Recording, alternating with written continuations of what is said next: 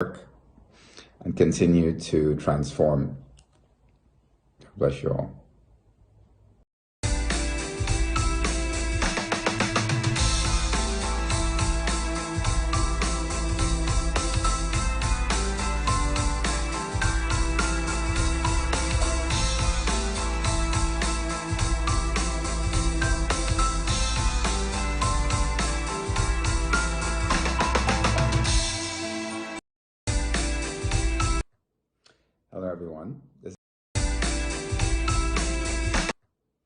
Hello, everyone. This is Brian Hammond, President of the... To GCB Bank, we're grateful to Ghana Stock Exchange, Fidelity Bank, Nkolenu Industries, Beu Systems, Africa Concrete Limited, Spectra Global Limited, Dainsu Industries, Type Company, Happy Kids School, STN Ghana and Stanford Seed, and Instruma GPS, Cleaning Solutions, and Tiwajo Company. Let's give them a hand, please, for supporting us. Without whose support we wouldn't have been here. Next, we've heard all the fine talk giving us a certain sense of direction, but now we're going to look at the continuum transformation, and very first one is finance, because we all do know how essential it is. Mr. Adomako just mentioned it. So we'll have a panel conversation, and I'm excited about who will chair this because she is a Bleobi as well. She's the CEO of Ascent and Arts. Please put your hands together. Welcome, Constance Swanika. A woman who plays in the field where men play. Next, we shall have the Deputy MD of the Ghana Stock Exchange, Abinamoa. Joining them as well will be Julian Oponi. He's the Managing Director of Fidelity Bank. And last but definitely not least is Mr. Efrio Warrior, CEO of Access Pension. He would complete the panel for us. A round of applause for him. So please make ears, put your questions down, and I'm sure at the end of the session we'll have a chance to put our questions to them. Thank you very much. Constance, it's your stage.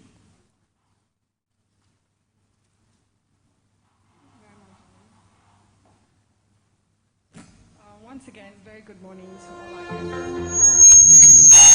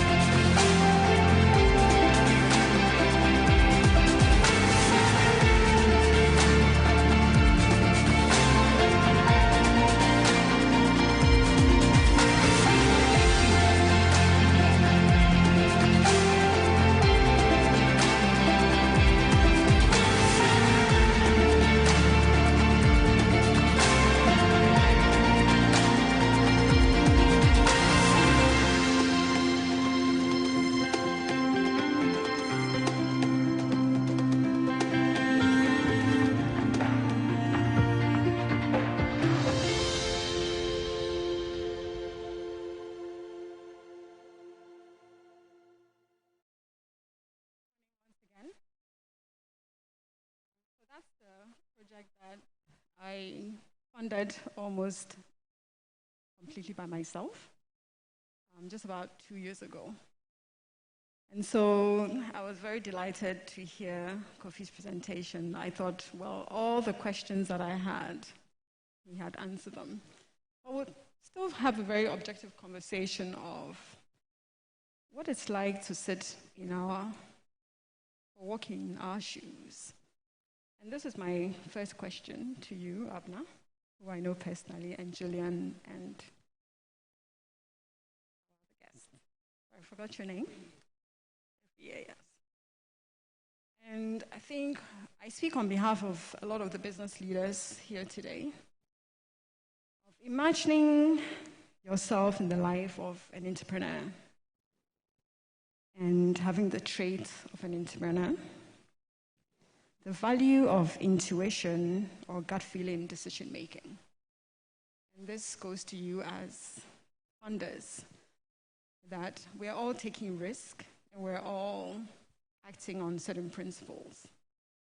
And the challenge of raising capital. So I would have to. And then we'll invite Mr. Adomako to please join them. Thank you very much, sir. I'm told you have the money, so you have to join them up here, sir. Because we're talking about financing transformation, I'd have to put you in there so that we plug into the cash.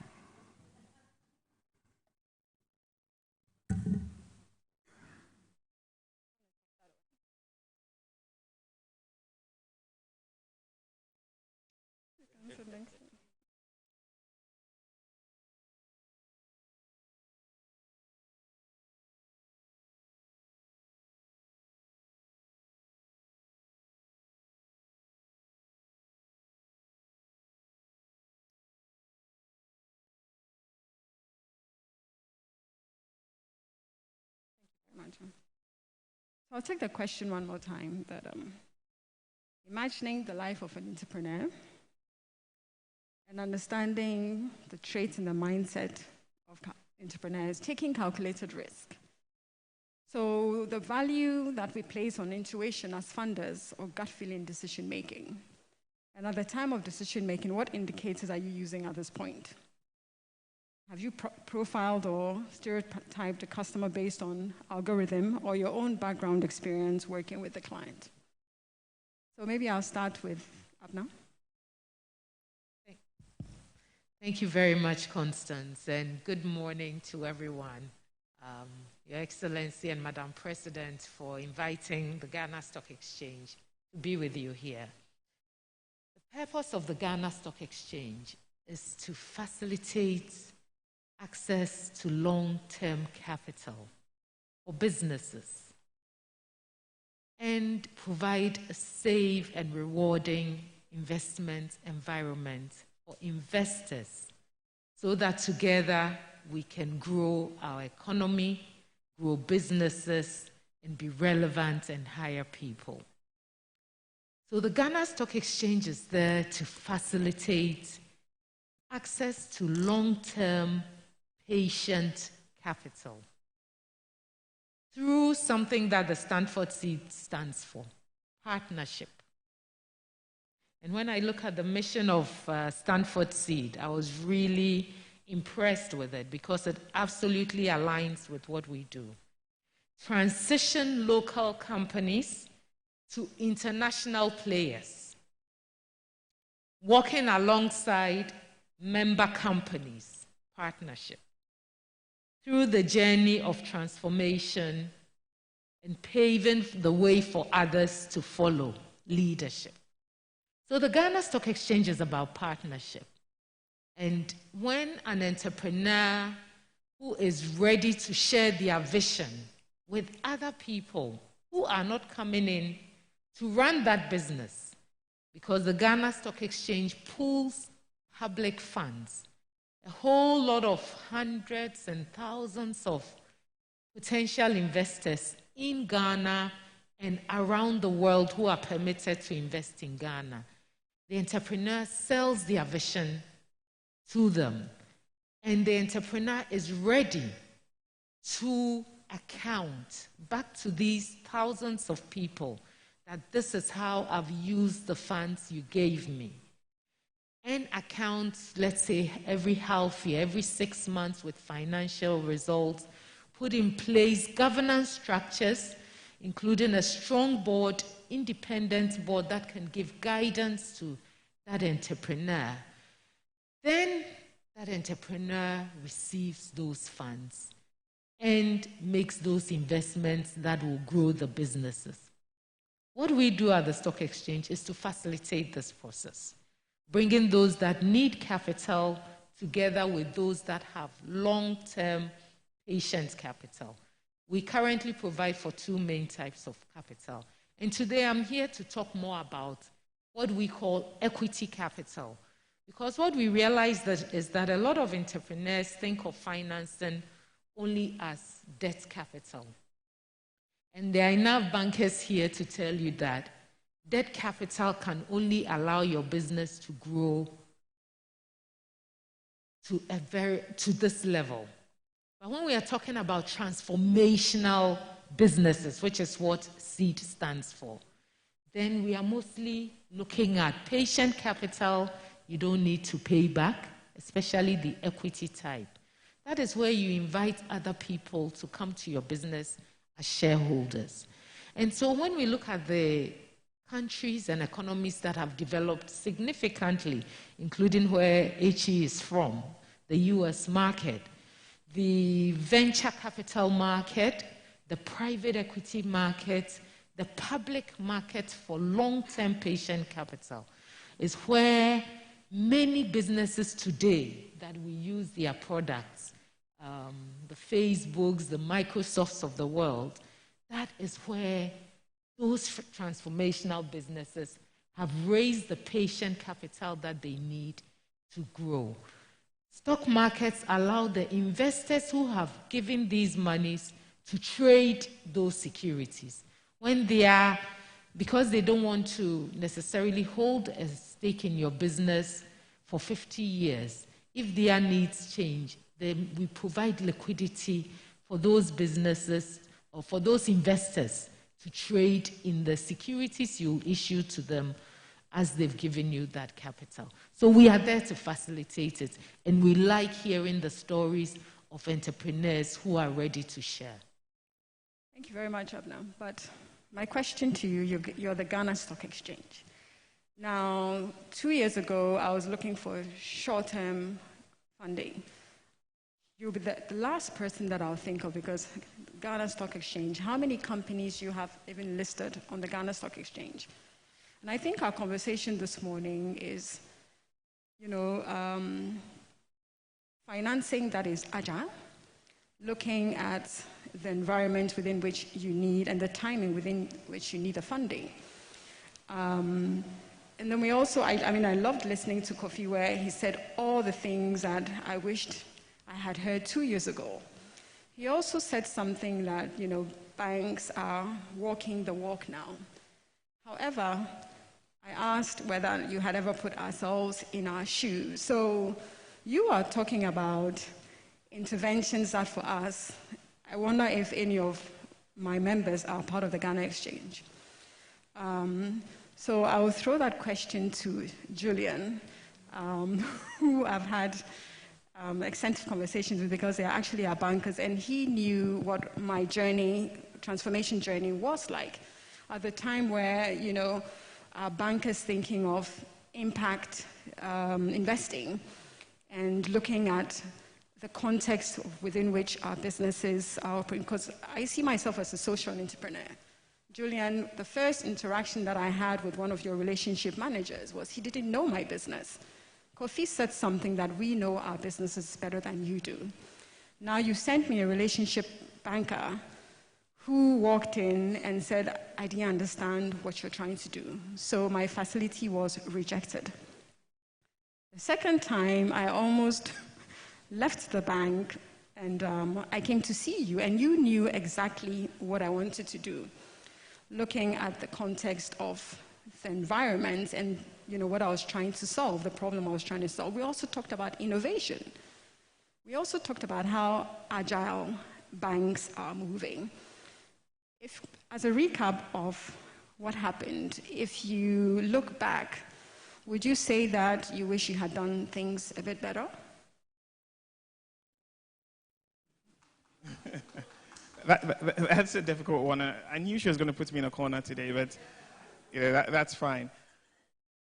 There's always, I don't over-ponder over things that I can't influence, but there's always the opportunity to learn from mistakes. Now, the truth is, these are, talking about empathy, these are things that the banks can face, but even in your business you will face, because if you're not also able to filter your values and your vision through your organization, you will face exactly the same challenge. And so there will be the odd occasion where maybe, as we said, what we speak and what happens on the ground, there may be some divergence there. But I think that has improved significantly. So going back to what you said, yes, the truth is, using algorithm and gut feel in our environments is becoming less of the case with the banking sector, because it's obvious that the reliability of what you put in has an impact of what comes out. And so if you put information in an algorithm, it tells you it's okay, and then the loan still goes back bad later on, then you understand what was the quality of what you put in. A lot of banks have invested in internal capacity building. Back in the day, I used to say, when it comes to a business, what are the 4 key needs for businesses in the room? And the top 4 needs that we from the bank identified were access to finance, which is more the obvious one. But if you put access to finance, what helps you to get access to finance? And we talk about the regulatory framework in which you're working. We talk about your access to markets to grow your business. And then finally, we talk about capacity building. But capacity building works in 2 ways. It's not just capacity building for the target borrower, but also from the bank point of view. And I think as banks, we've invested a lot of effort and time in partnerships. And Kofi spoke about partnerships. We need to create ecosystems, because whatever you do, the bank will never be the expert in the knowledge of your business. Whatever you do, the bank needs to leverage on other partners who have the expertise and understanding and staying closer to businesses, especially where there are loans out there, and reporting back in the language. So you accept a language that we understand from you, which is we're speaking your language, and then also feedback in the language the bank understands, and that creates the bridge. And so, for instance, from Fidelity, I mean, last year we launched our Young Enterprise Fund. Again, you know, you mentioned earlier on about creating ring-fenced funds, which are treated very differently. The lending rate on that is in the region of 10%. And that's a view that we took to say, how do we support businesses where the owners are between the age of 18 and 40? I don't know, it's 40 seems to be on the high side, but that's what we decided. So it's 18 to 40. And the truth of that is, we're not using algorithms and standard understanding. There are real impact areas we're looking at those funds meeting. But it's not just about lending, it's about creating the ecosystem as a pilot to change the story of what you just said. So we have other organizations that will support those businesses in building their own internal capacity, in monitoring what they do with the funding, ensuring they have the right governance in place, and ensuring that, you know, the sustainable principles that we put in place are actually being adhered to in those businesses. So the story as it was 2 years ago isn't really hopefully what you'll be facing now. And banks are being forced to become more relevant within the whole ecosystem discussion around sustainable development of Ghana. I long for the day when a banker or someone from a bank will walk into an environment of businesses and there'll be open arms as opposed to maybe guns behind our backs waiting to shoot, and that's what's happening currently. Thank you very much, Julian. So my next question goes to Kofi, who said everything I wanted to hear. So Kofi, looking at, you know, how Ghana has just had to leapfrog into the 4th industrial sector, we talked about sustainable financing for innovative and social entrepreneurship. If I find a lot of business leaders here are actually in that space already. A lot of our companies are fintech companies. We have educators, and we have companies that are also in the agri sector. You also talked about West Africa not having a good ecosystem of social entrepreneurs. But I'm posing the question to you that you said everything that I wanted to hear. What are you doing differently from the other banks?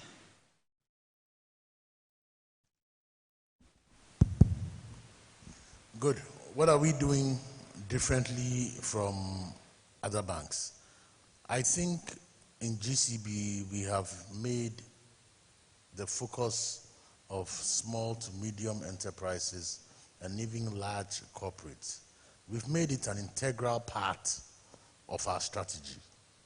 We have looked at the entire ecosystem, and in the past, we probably had been banking sections of the value chain. But now we are looking at things more holistically. We are looking at things from the customer's perspective. We are trying to make an assessment, and like I said, we have intentionally ring-fenced capital for this type of business. Meaning we have understood the risks, we know what our risks are going to be, and we have forecasted what the outlook is going to be. And this has been done intentionally. It's in the past, maybe what we had done was that we treated this business as BAU. But to do this thing very well on a sustainable basis, to make the impact you want to make, you need to treat this whole thing as a project on its own. It won't just happen overnight. And what I like about what GCB has done is that we have nailed the issues and we have deliberately included it in our risk appetite. Okay, so we are ready for that type of business. But we are also throwing a challenge to the private sector to also look at their businesses well. It is also your responsibility to make sure that your bank understands your business. Because if you are banking with somebody who doesn't understand your business, it's not going to go very far. And trust me, when the difficult times come, which will come, they will jump off. Because they don't understand your business and have not built that confidence. So it's not only the banks who have to understand the businesses of their customers. Yes, the banks have to, but the customer also has to insist that the bank understands its business. Our duty is to understand what you need and provide a solution. So GCB may not be doing anything too different from what other banks have been doing, but the extent and the time and effort we have put, the focus is where the difference is. Thank you very much, Kofi. So let's talking about disruption and the timing within which we sit in. And this goes to my next speaker, my guest. What would you say about partnerships? Because Kofi and Julian has talked about capacity internally for their own staff and for us to understand our businesses. You, I'm sure, are also borrowing money from global leaders or global partners and then borrowing to us. We want to understand the localized context. We also talked about the macro economy and the challenges that banks face, to lend at favorable rates to customers. Where you sit, what would you say is your contribution to the ecosystem as well? All right. Thank you very much. So we are a pensions management company. Our role really is to mobilize savings for investment. And because of the nature of our work, we have to ensure that the funds are deployed very safely. And so our pensions regulator has given us the remit within which we can invest our money. So our role primarily is to invest according to the investment policy that has been prescribed by our pensions regulator. But to give you a gist of where our funds are located, we invest in listed companies, and in this case, Abena provides us the arena. We also deploy capital to private equity firms. Our first foray into private equity was 3 years ago. It's still a new asset class that is developing locally. We also invest in bank fixed deposits. And I am sad to say that the largest holdings of our assets is in government treasury. And it is not something that is sustainable for economic development.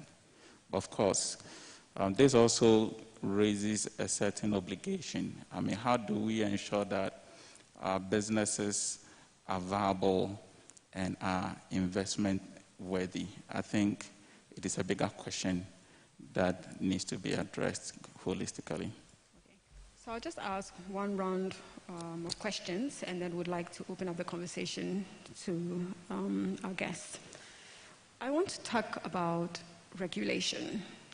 Now, the government talks about the private sector being the engine of growth, and we also understand that sometimes as banks, your hands are tied because the powers that be also borrows money to you at very high cost, which you transfer to us. Now, when we look at, the timing of the need to quickly fast-pace the industrial agenda, working more closely with private sector, creating the enabling business environment. Conversations like this, very, very timely. What are you doing as the middle, the person sitting in the middle, pushing governments to say that, look, we cannot continue borrowing at such interest rates. I don't know whether this is a difficult conversation to have, but where do we begin to have honest conversations and say that private sector really cannot transform if you continue to lend to us at high interest rates? Maybe that would go to Abna. Thank you, Constance. And again, a 3 years group over there, and you're all entrepreneurs here. I know you pay tier 2 pensions, tier 1 pensions, and some of you do tier 3 pensions as well. The tier 2 and the tier 3 pensions are managed by the pension trustees and fund managers. And today, they have over 25 billion Ghana cedis under management. They are much bigger than SNET. Their regulator has given them room to invest almost half of that, up to half of that, in private companies like you. At our last estimation, about 10 billion Ghana cedis of pension fund assets contributed by you guys in this room and many others like you are available to be invested in equity securities and long-term corporate bonds issued by companies like you and that are listed on the Ghana Stock Exchange. Over 10 billion Ghana cedis. All we are asking is step up and take this money. Because you're not stepping up, government, they keep giving it to government. I don't want to hear about high interest rates because there's equity capital. I know many of you are scared of ownership, giving 25% of your business to another investor, but your transformation network requires you to partner, even amongst yourselves. So every year and his team, the last IPO in Ghana was in 2018. MTN Ghana, who definitely doesn't need our public money, was able to raise 1.1 billion Ghana cedis. MTN Ghana has access to international capital, has a lot of profits that they can keep investing in their businesses. But thankfully, they did an IPO, which we're exceedingly happy about. They raised 1.1 billion cedis. Access Pensions and the other pension managers today have 10 billion Ghana cedis looking to invest in well-run Ghanaian businesses that want to issue equity securities list on the Ghana Stock Exchange. Stanford Seed is in a very special place. Ghana Stock Exchange has set up a Ghana Alternative Market, the GAX market. The chairman of the GACS market is sitting right here in this room. Please stand up, Mr. Apenting. One of the businesses he's associated with, intravenous infusions, is one of our most successful stories. Came, raised money, was it 2018 on the GACS market. They do facts behind the figures. They have access to international investors. They can continue to raise any capital they need to fund their activities and expansion. They pay dividends. There are even companies on the main market that don't pay dividends. And so this is the story we are here to tell. Do not be afraid of opening up your businesses, raising the capital, meeting those transformational goals. The funds are available. When we come to the Ghana Stock Exchange, we are not just talking about interest rates. And you're right, interest rates are high. They are high because government sets the benchmark. The benchmark is high because prices are rising. The rate of inflation is rising. What the Ghana Stock Exchange gives entrepreneurs like you is the opportunity to diversify your financing sources. Stop thinking only about short-term debts. That does not transform a business.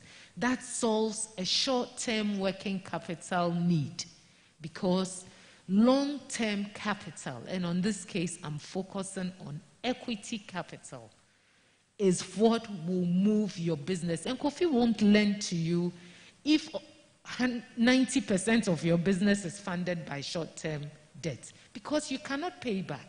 You will default.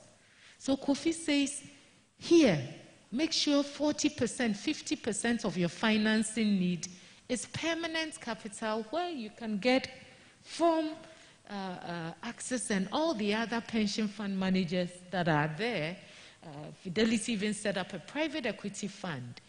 Work with those people who will continue to support you on the governance levels, on the opening up to other networks, and support the rest of your financing with short-term money. And that is what we facilitate. Thank you very much, Abnam. So prior to us visiting you at the Ghana Stock Exchange, we see you as this very exclusive club. And I'm sure to a lot of the guests here, I said to you that the last thing that we would have thought of was the Ghana Stock Exchange as an option. And I think I speak on authority when I say that a lot of the business owners here have reached a stage where their companies, having gone through the transformation network, understands structure. I find it easier working with international development partners who are offering equity options. Now, if you sit in the environment, in this space, and if we hadn't known this, it took us just maybe a few months ago to even step on the floors of the Ghana Stock Exchange, this exclusive boys club. But look at all this information out there. And I'll throw that to Access Capital. What are you also doing about opening up the conversation and telling people out there there are financing options? Is it because maybe there's a bigger reason why you're very quiet? So this is to you as well. I think you are forcing me to answer Abner's question. Really, it's a mixed bag. For us, we only deploy capital to institutional investors. And the private equity space is shaping up very nicely. The ecosystem is building. And so it's just a matter of time. But what we say is, there are stages of a business that informs the type of capital. And so in seeking, explore what options are available in the ecosystem. If you are developing a long-term project, then certainly you need to look beyond the banks. And that is where private equity comes in. System. If you are developing a long-term project, then certainly you need to look beyond the banks. And that is where private equity comes in. Axis has deployed into private equity funds in Ghana. And our peers are doing same. And so I think it's the lack of awareness through a local private equity firm and an international private equity firm. So I think we need to be open about the various financing options that are available. And so conversations like this then opens up the bigger conversation. So Julian, as a bank, do you also have special funds that sit in your bank for long-term financing? Yes, and just to touch on what you said about what are we doing with regards to dialogue on, I think you were referring to regulations, etc. The truth is, there is a lot of dialogue going on in the background because we from the banking sector, and I think the whole financial ecosystem understands that it's not going to be sustainable going the way we are. The crowding out effect conversation is happening. And there's a very distinct balance between government's ability to raise revenue internally to meet the demands and also trying not to crowd out the private sector, even though we're saying private sector is the engine of growth. To start off, during COVID, you may not know, when Kofi was there was an action taken by all banks to actually cut rates across on existing borrowing book or lending book. And then going forward, if you understand that, I remember the days of loans being in 35, 36%. Like we used to lend at 35, 36%. The most recent report shows average rates just slightly north of 20%. That shows you there's been a distinct decline in that. But the dialogue has happened, and on the interest rates, there's also a small group of industry players who are currently having, and I'm part of that, and I know Kofi's Bank is part of that, having a conversation around creating that leadership approach. How do you start so that the others follow? Because it's a competitive play when it comes to the pricing. But the pricing is not a factor of just what you borrow from Bank of Ghana, etc. It's also a lot of creating efficiencies to reduce the cost and also making sure non-performing loans go down. So finally, to your question about, yes, we do have ring-fence funds. I mentioned about this Young Entrepreneurs Fund. That's our own funds. We decided to lend at 10%, and we're creating an ecosystem, and we will grow that substantially. We're also in lots of partnerships with the likes of the Dutch government, where we're looking at youth and actually lending at in the region of around 5% in that area. We're also currently having a conversation with another government agency where we're going to do a larger scale youth enterprise and more in agric and other sustainable areas, where it's going to be a blended financing option with some guarantees to reduce the price further. So we are doing our bit, and I think the whole banking sector is having these ring-fence conversations around capping exposure to government and creating internal funds which can focus on actual sustainable business ventures. Thank you very much, Julian. So we'll wrap up our conversation with just one last quick question and a very short answer, Kofi. Customer and customer experience. Everything now is about experiential. So business is not just business as usual. Would you say that banking right now has a more of a human face? Kofi? Yes, I would. I think banks are... You can use your mic. Oh, sorry. Yes, thank you. Yes, I would. I think, look, there's no doubt. The business of banking has been disrupted. Not like the noise outside, but it's been disrupted significantly by fintechs, and payments have heavily been disrupted. Banks have no choice than to reshape their businesses, and they are doing so. And in doing so, they put the customer at the center. What are customer habits? What are the things customers are doing? And how do we provide solutions to our customers?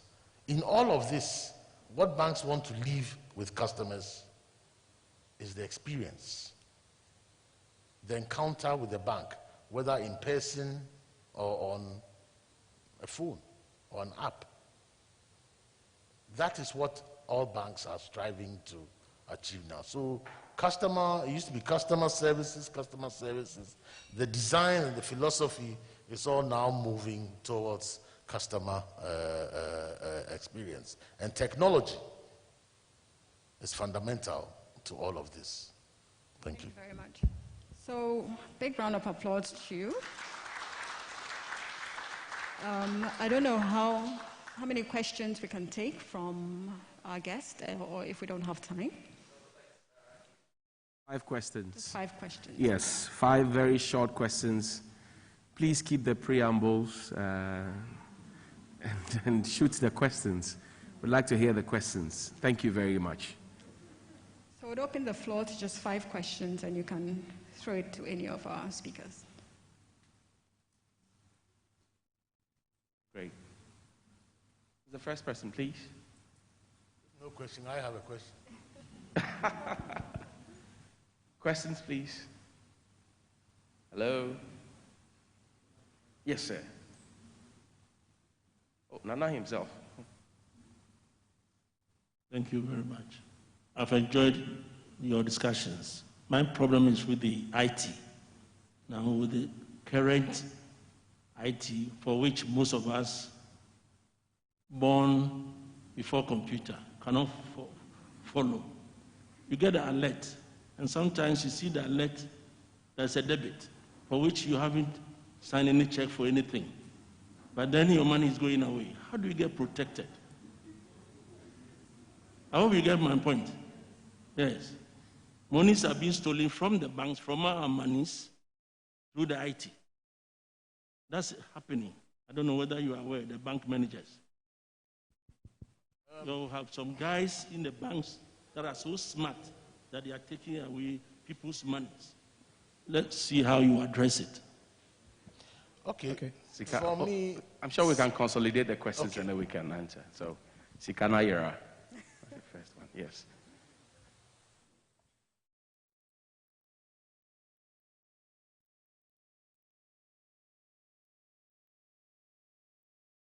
I wanted to find out for the Ghana alternate market, is there a financial cap? Like, you know, the companies has to be a certain worth before they can apply. Maybe you can give us a little more on the small print. Thank you very much. Next, please. Yes, sir. Thank you very much.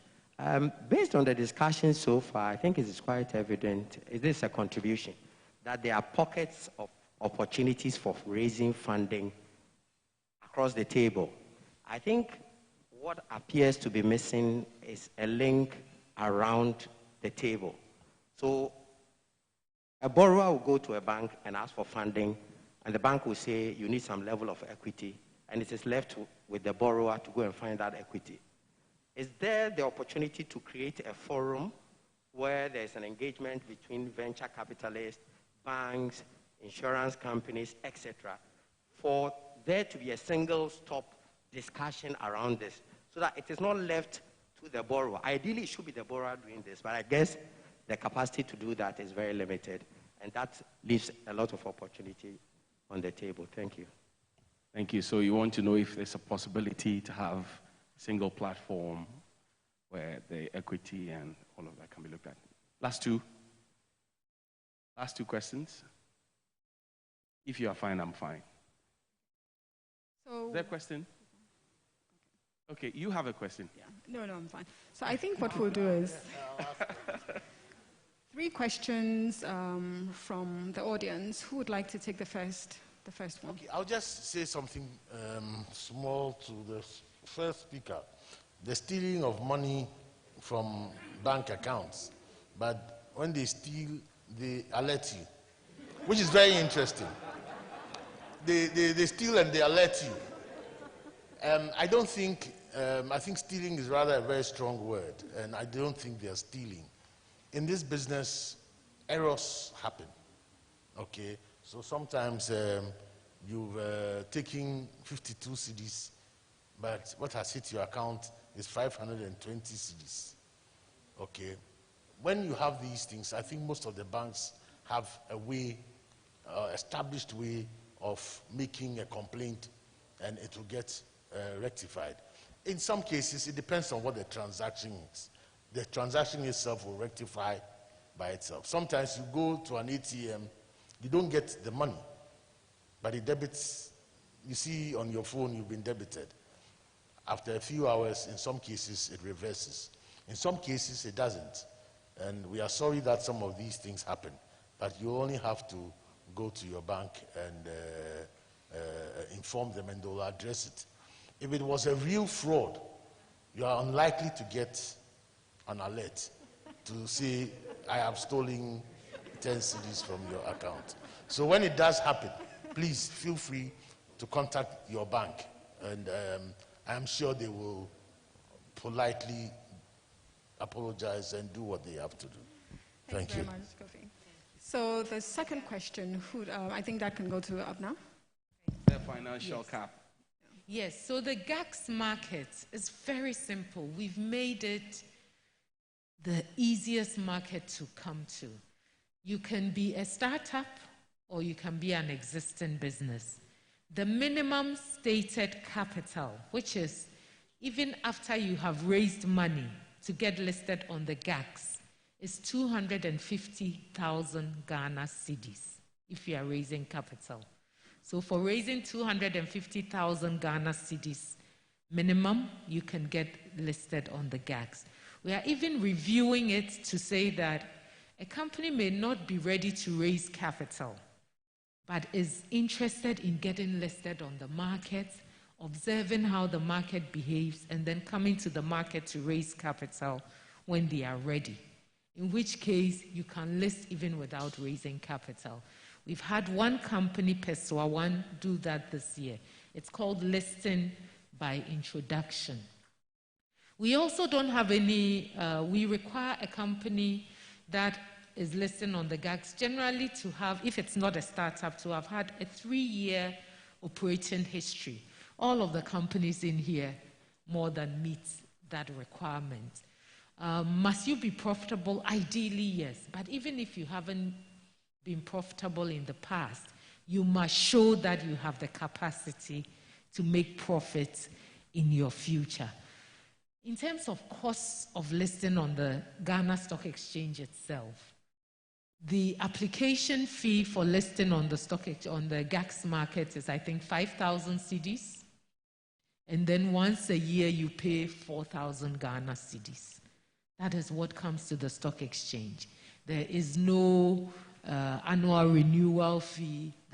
We've made the entry requirement accessible for everyone. What we ask you to do, though, is to invest in your corporate governance structures, which is exactly what Stanford Seed is taking you through. So if you are ready to meet those corporate governance structures, we are more than willing to welcome you. And of course, we will make sure you work with advisors so that pension fund managers, people who are taking care of our monies, which we will go back for 30 years down the line, can feel confident to invest it with you. We have entered into an agreement, an MOU, with Stanford Seed. And as part of that agreement, we have a whole host of educational activities for you, because as you sit here in the room, not only are you potential issuers of securities on our market, but you are the cream of investors we are looking for on the market. So just this year so far, the stock exchange, the equities market is up 46%. There are about 12 companies whose share price are up 50%, some of them almost 200%. Are you guys investing? When one of you comes to raise capital, will you be the one putting 10,000, 20,000 cedis to support that business? So these are all part of our educational programs we have planned for your 108 members and even globally. And another key thing we'll be doing is market readiness assessments for the companies that are ready. We have your cohort booklet. On my view, just because I use your products, I know there are at least 25 companies I want to see on the GACS. And I say these 25 companies I think can come. But our target really is that by the end of next year, at least 10 of you are listed or far advanced in the process of getting listed on the Ghana Stock Exchange. Thank you. Very much, Abna. So there was one last question that Julian, you would answer, and then we'll take our seats. Okay, I'll do. I know we're out of time, so I'll do it very quickly. I think something was said earlier on about not just talking and doing. And what you mentioned is basically creating an ecosystem where all the parties are available and you're creating a one-stop shop. So why don't I throw a challenge and say, why don't we start with a target group of Stanford Seed? Why don't we create that ecosystem where I am prepared from where I sit from Fidelity Bank to allocate a capped fund specifically for that ecosystem for Stanford Seed. And then we agree who the other players are. So you're talking about the stock exchange, you're talking about pension funds, etc. Because sometimes you need traditional borrowing to get you into readiness for something like an IPO. But it's not just about the access to finance. The ecosystem needs the capacity builders. The ecosystem needs those that help you create the readiness for that long-term sustainable funding. The ecosystem needs the provider of, if like the access to the information and gathering all the key players in. So if we walk away with something from here, why don't we create a test model with an ecosystem based on Stanford Seed members and see if we can create that ecosystem? Thank you very much. So on this note, I'd like to say a big thank you to our speakers.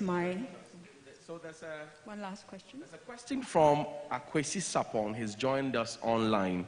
I think that you've partly answered that, but maybe I get commitment from GCB as well. It says, to GCB and Fidelity Bank, would they be prepared to have shares in startup businesses by young people by investing funds in their business?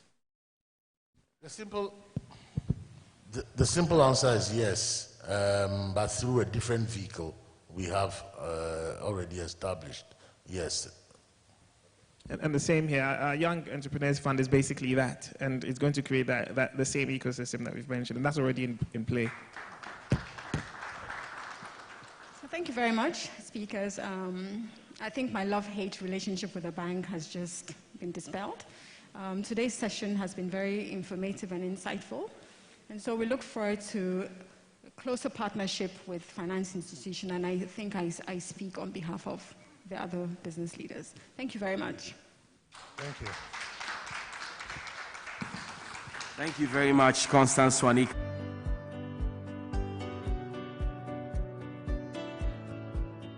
My name is Roberto Kai, and I'm the founder and CEO of BUSYS, which stands for Better World Systems.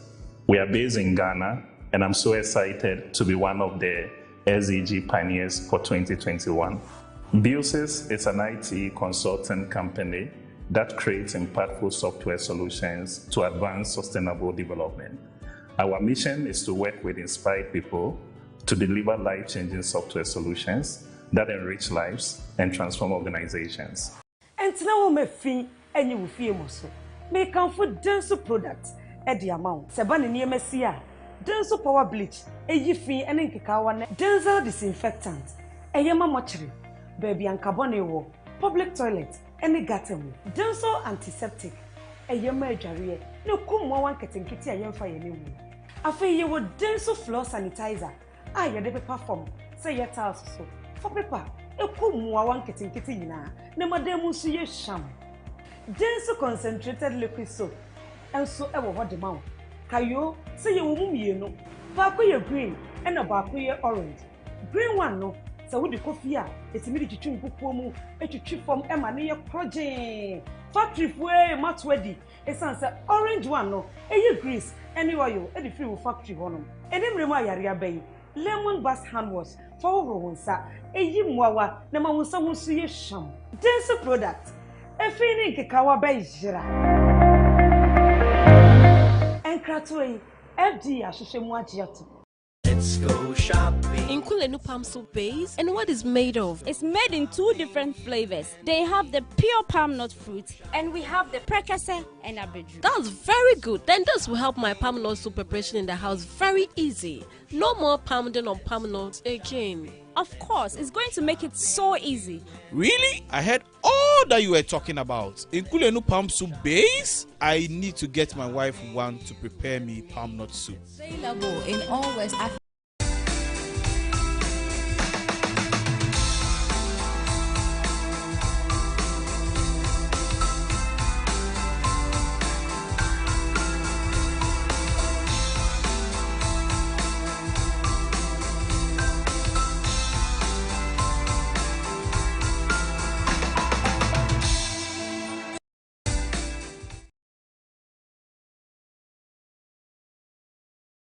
Fidelity Bank, Nkulenu Industries, Busis Limited, Africa Concrete Products Limited, Spectra Global Limited, Densu Industries, Type Company, Happy Kids School, STN Ghana and Stanford Seed, Instroma GPS Limited, Cleaning Solutions Limited, and Tiwajo Company Limited. They have done very well supporting us through and through. And also, we'd like to acknowledge our South Asia team. They are watching online and joining us. Next, we will have our second panel conversation right ahead of lunch.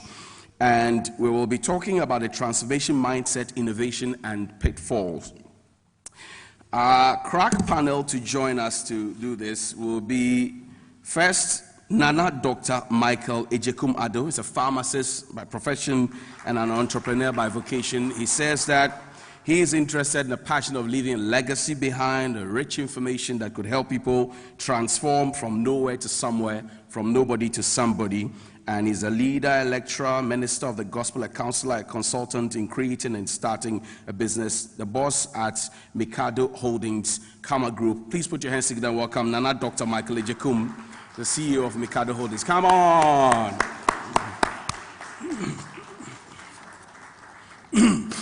Now, to join Nana will also be Mr. Romeo Buje. He is a seasoned IT consultant with over 20 years of executive leadership experience in consulting, insurance, and technology spaces.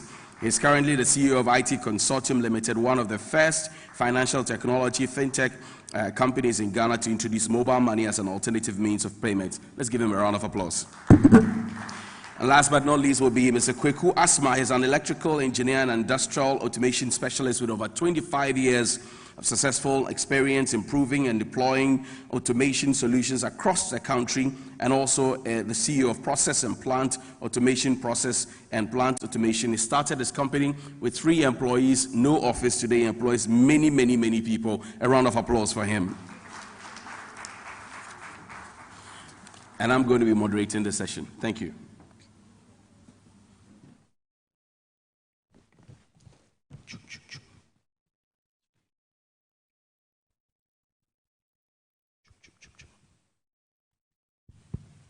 And I'll start this conversation with you.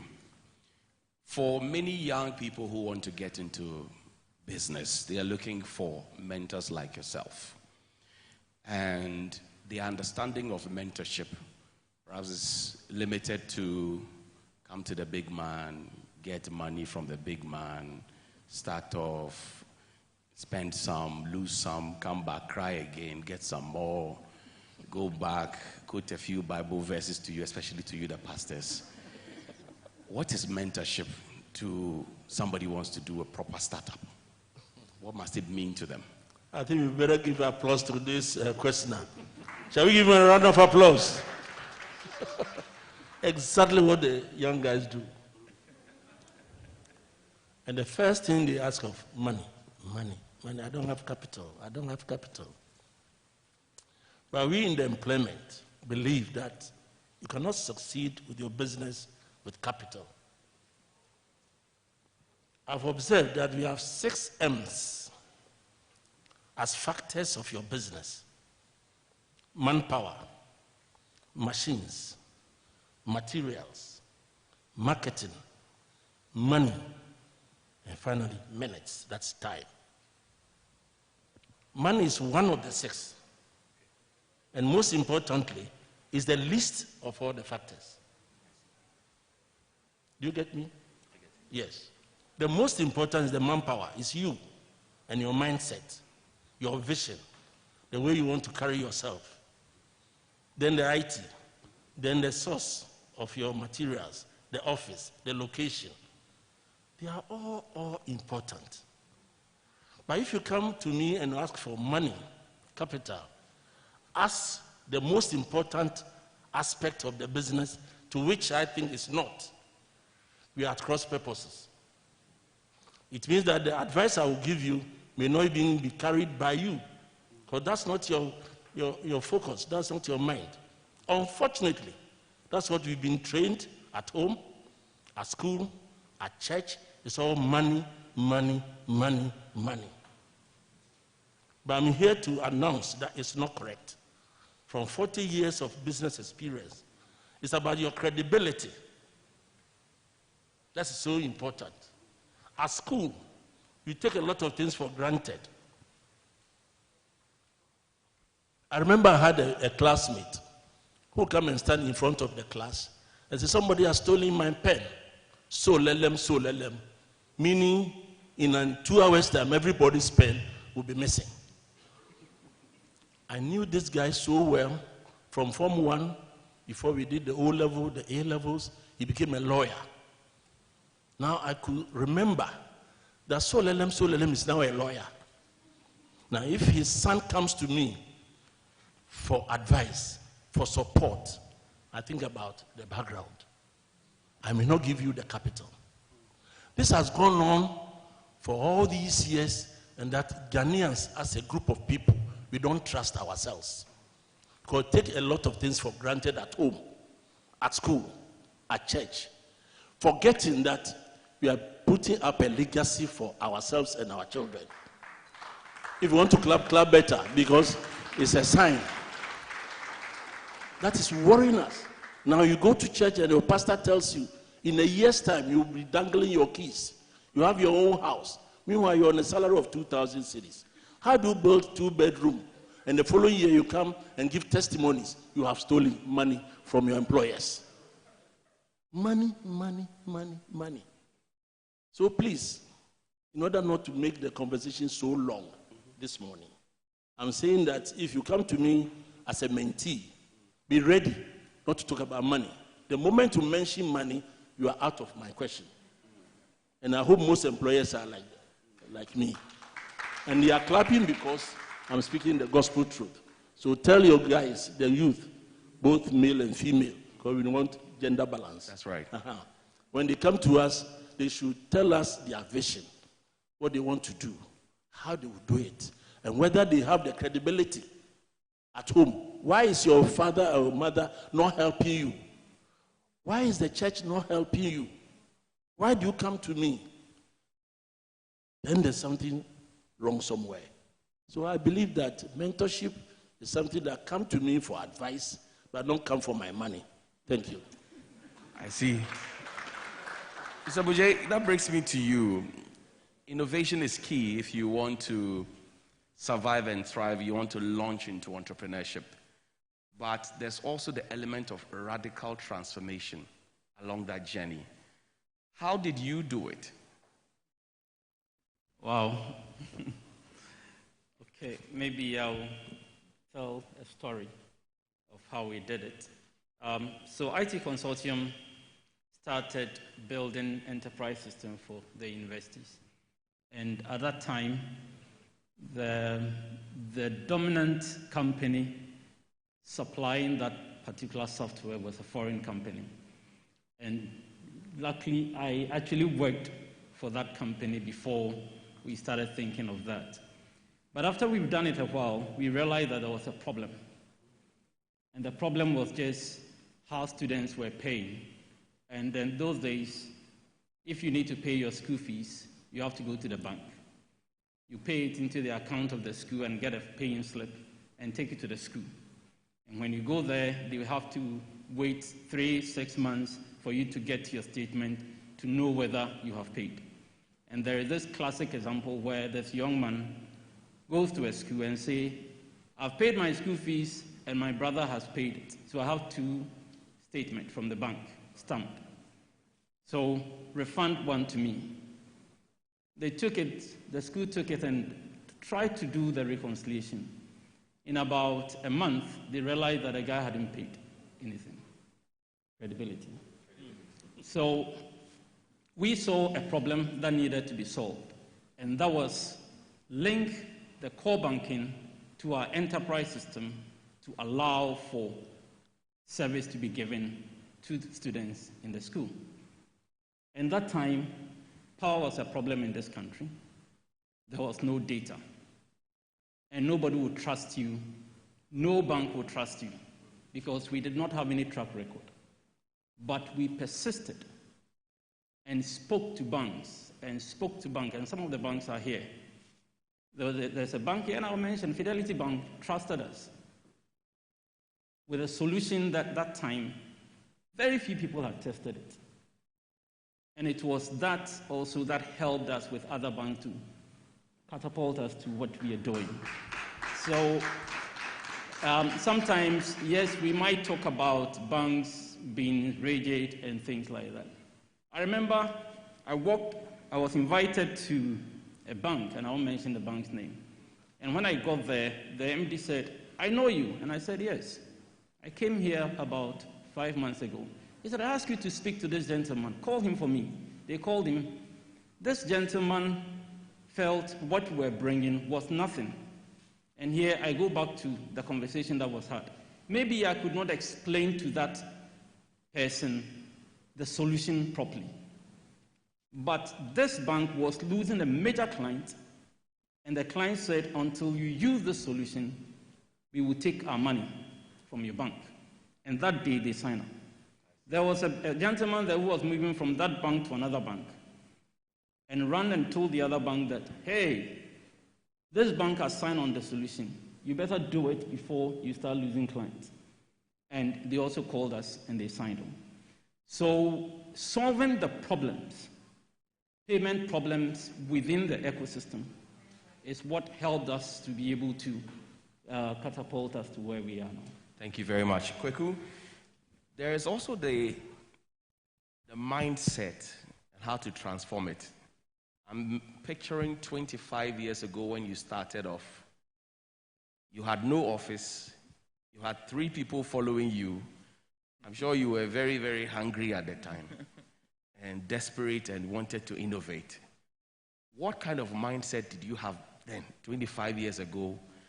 Power problems, no access to proper funding, data issues, roads, all of that. What kind of mindset did you have?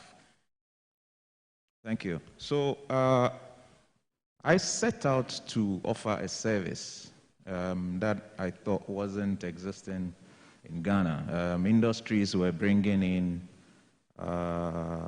engineers from overseas to fix their machines, and I could do it, so I thought that was an opportunity, and I took it. So more or less the business was driven by the market, and we grew step by step, little by little, with really no aggressive growth in mind at the time, until we suddenly realized that we had become quite a sizable company, and managing that was difficult. And so there was the need to seek help. So talking to people, I ended up with Stanford Seed, of course, and my transformation journey started from there. So mindset, I mean, it has to be from you, the leader. You have to accept that there's something that you haven't done and that you need to do to transform. Once you accept that and you believe in yourself that you can do it, you need to, for a service company like ours, you need a team. And so for me, I had to make sure my team was also transforming. How did you convince them? Because you didn't have an office. Well, at that time, a quadriqua situation. Yeah. And they followed you. Yeah. What did you tell them? Do you use juju? So I think the first thing is to build trust. That is very, very important. So speak to them, let them understand the bigger picture. Luckily, I managed to get 2 of my closest employees to join the program, so they understood where we had to go. At the program, we got the opportunity to see pictures of South Korea in 1960 and South Korea in 2000. And those were things that made me believe that it was possible. So sharing stories of the Facebooks and the Apples and the Singapores and the Malaysias were things that got us to realize that we could actually do it. And having been a Ghanaian company competing with European companies in what we do, we thought that there was no limit. So building the trust is very important. Then dissecting and expanding the transformation plan with them. So the strategy has to be done together with the people. And once we do that, we get ownership. And that ownership, once developed, you are able to put together your step-by-step initiatives and actions that would have to happen. And the bigger picture should be clear to everybody. So, you know, it's a lot of work, but once you're able to build trust and they know where you are going, you are moving together with them, I think that really works. One last thing. Trying to get them to give you a personal statement of commitment to be on the journey with you is very important. So one-on-one, you have a conversation. So individuals commit to be on the journey. This is not about compensation or salary. It's a personal commitment that you try to get people to do. And when you succeed, it really works. So for me, it's about a team. A team. Trust, plan, strategy, get their commitment. Now, Doctor, so it takes us to having confidence, but also adding competence. How do you begin? How do you take the idea from inside your head, from off the paper, hit the ground, to see the dream actualized? Well, it's not so simple. It requires determination and persistence. And I would say that comes from your background. If you come from a home where you've been pampered so much, you end up failing. You want your parents to be doing it for you. Always you want somebody to do it for you. It becomes difficult. But if you are coming from a hardcore background, where most business leaders always refer to, when I was young, I was suffering, I come from a poor home, I do this, I do that. They are the people that make it. All right. And then those who make it and say that, oh, I don't want my children to go through the same ordeal that I went through. So they end up pampering them. The second generation, third generation become poor. So you have to be extra careful in having your vision, getting it implemented, and getting the people to follow you. So, like succession plan, I've been researching. It's not easy. In Ghana, in particular, businesses don't go beyond the first generation. And sometimes of late, they are still living, but their children have collapsed their businesses. There are so many examples. I have over 50 of them.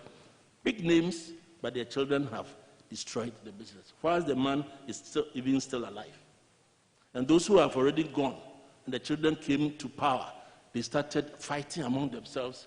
There's injunction, and then forever, nothing works. It is worrying to most employers, and we are getting confused as to what to do for succession plan, especially when you have more than one child. Even twins even fight, let alone children from different mothers.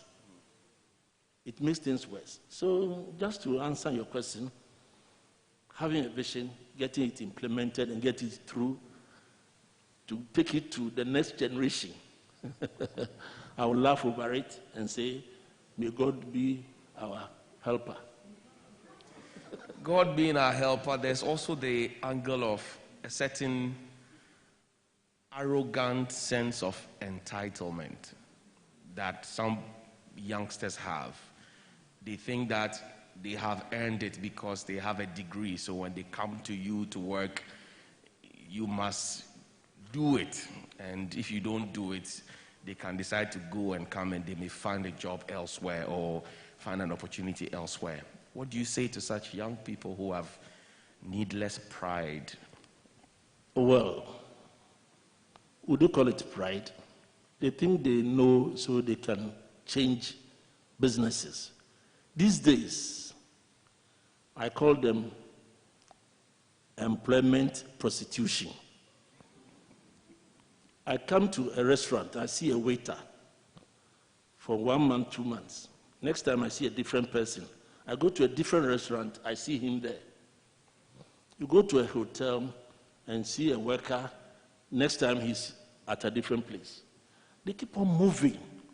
And when it came to my bankers, when my bank relationship manager comes to me, try to woo me into doing business with them. I say, make sure you don't leave after 1 year. And lo and behold, after 1 year, he's not more there. He's gone to EcoBank. EcoBank has now moved to Commercial Bank. Somebody has moved to Fidelity. True or false, bankers? Your workers keep on moving. It's unfortunate. Why? And if you ask them, they said, I want to have a better salary, better working conditions. So they come and twist your arms just for you to double their pay. In no time, they get disillusioned, they go to another place. I don't know what is happening right now as a fashion that gets rich quick. It's the order of the day. And I'm personally putting at the doorsteps of our churches. So I'm taking this opportunity to inform our pastors that the way they are giving the message, they are sounding very bad signals to church members that get rich quick. A year by now, you should have your own land. You should have your own house. And they've been stealing left and right. Serious. And so please, employers are not getting the vim, the interest to employ because of the attitude that you come along with. Seriously speaking, when I see a worker right now, today, coming to me for employment, I know 90% of my mindset is that he's coming to steal from me. By their faces? By the attitude, by the fashion, by the environment. So how would I employ you? I would prefer to go into IT. I would prefer to put some software to certain place at my warehouse, at my pharmacy, in my factory, more than to go and get the services of a human being. And so it's also creating unemployment avenues. So employers are not happy and ready to employ. All because at school, when you made a mistake and your teacher asked you to go and make correction, you just took a friend's answer and gave it out. You did not study how the problem was being solved. So when you come to life, you don't know how to solve problems. You think that everything is, just like that.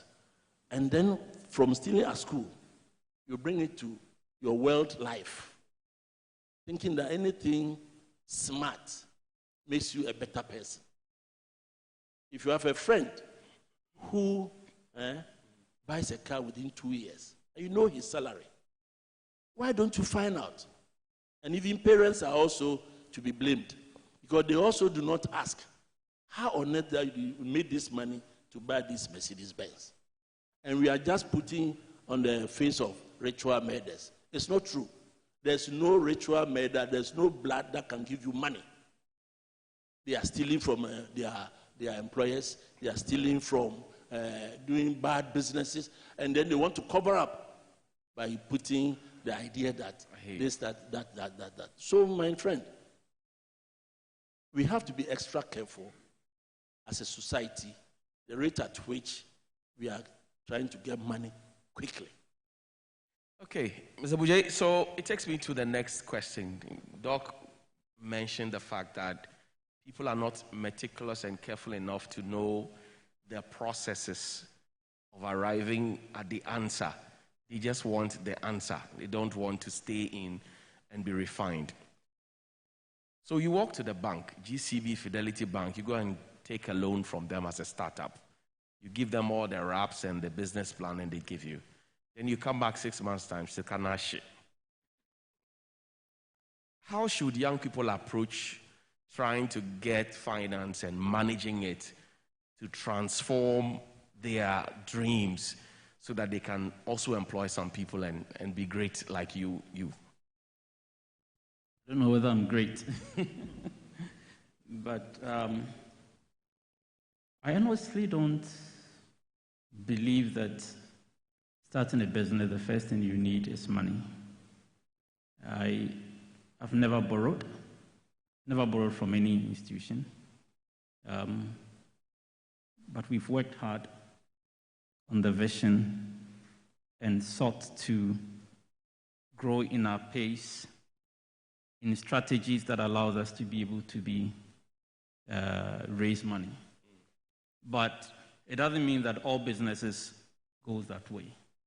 The reason why sometimes people fail is that they did not take time to look at documentation. And I remember somebody spoke to me about wanting to do a business. And when I started asking the questions, he was very impatient because he thought all he needed was for me to give money, then he would go and buy the things, and then go and sell and make money. Because even if you're doing buying and selling, you need to have the process. I am very, very steep in process and procedures because that is the only way you can survive. When we talk about building an organization that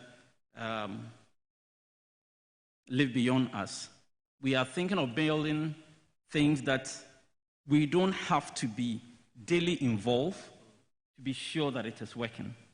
And you can only do that when you have actually taken your time to put the processes down and allow others to look into it. I remember when we were going through this BOG process, license, and I asked some of my colleagues, do you have a board? So, Romeo, this board, they will just be looking into things, and I said, no, you need the board to help you to avoid the mistakes that you might not see.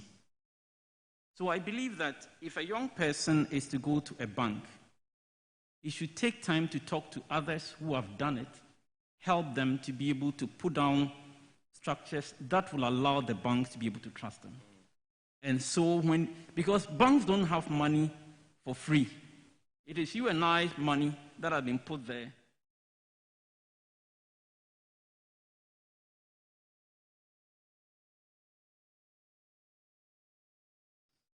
It's the best way to go so that you don't make the mistakes that others have made. And I believe that is why Stanford Seed is so important. Right. And allows us to be able to grow in our processes and our procedures so that when we go out, we'll be able to raise the capital we need. There's also the phenomenon of a clash of ideas. 2, 3, 4 young people have the same set of ideas, but nobody wants to come together to collaborate. Is it witchcraft? Is it a lack of understanding, or what?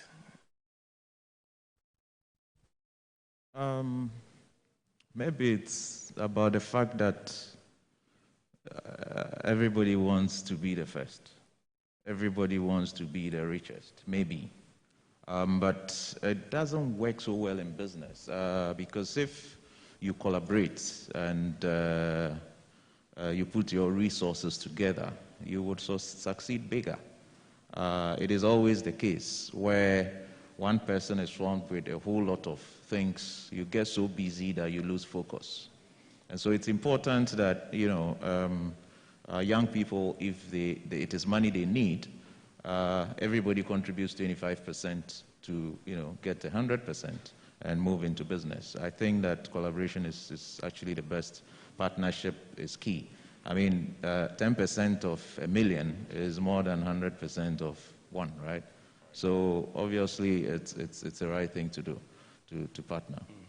Doc, family and friends, you're starting off. Is it advisable to bring your family and friends in, or do you go and look for people you sat in classroom with, people who share the same ideas with you, like Kweku is suggesting collaboration? Which is better, family and friends first, or you go out and find?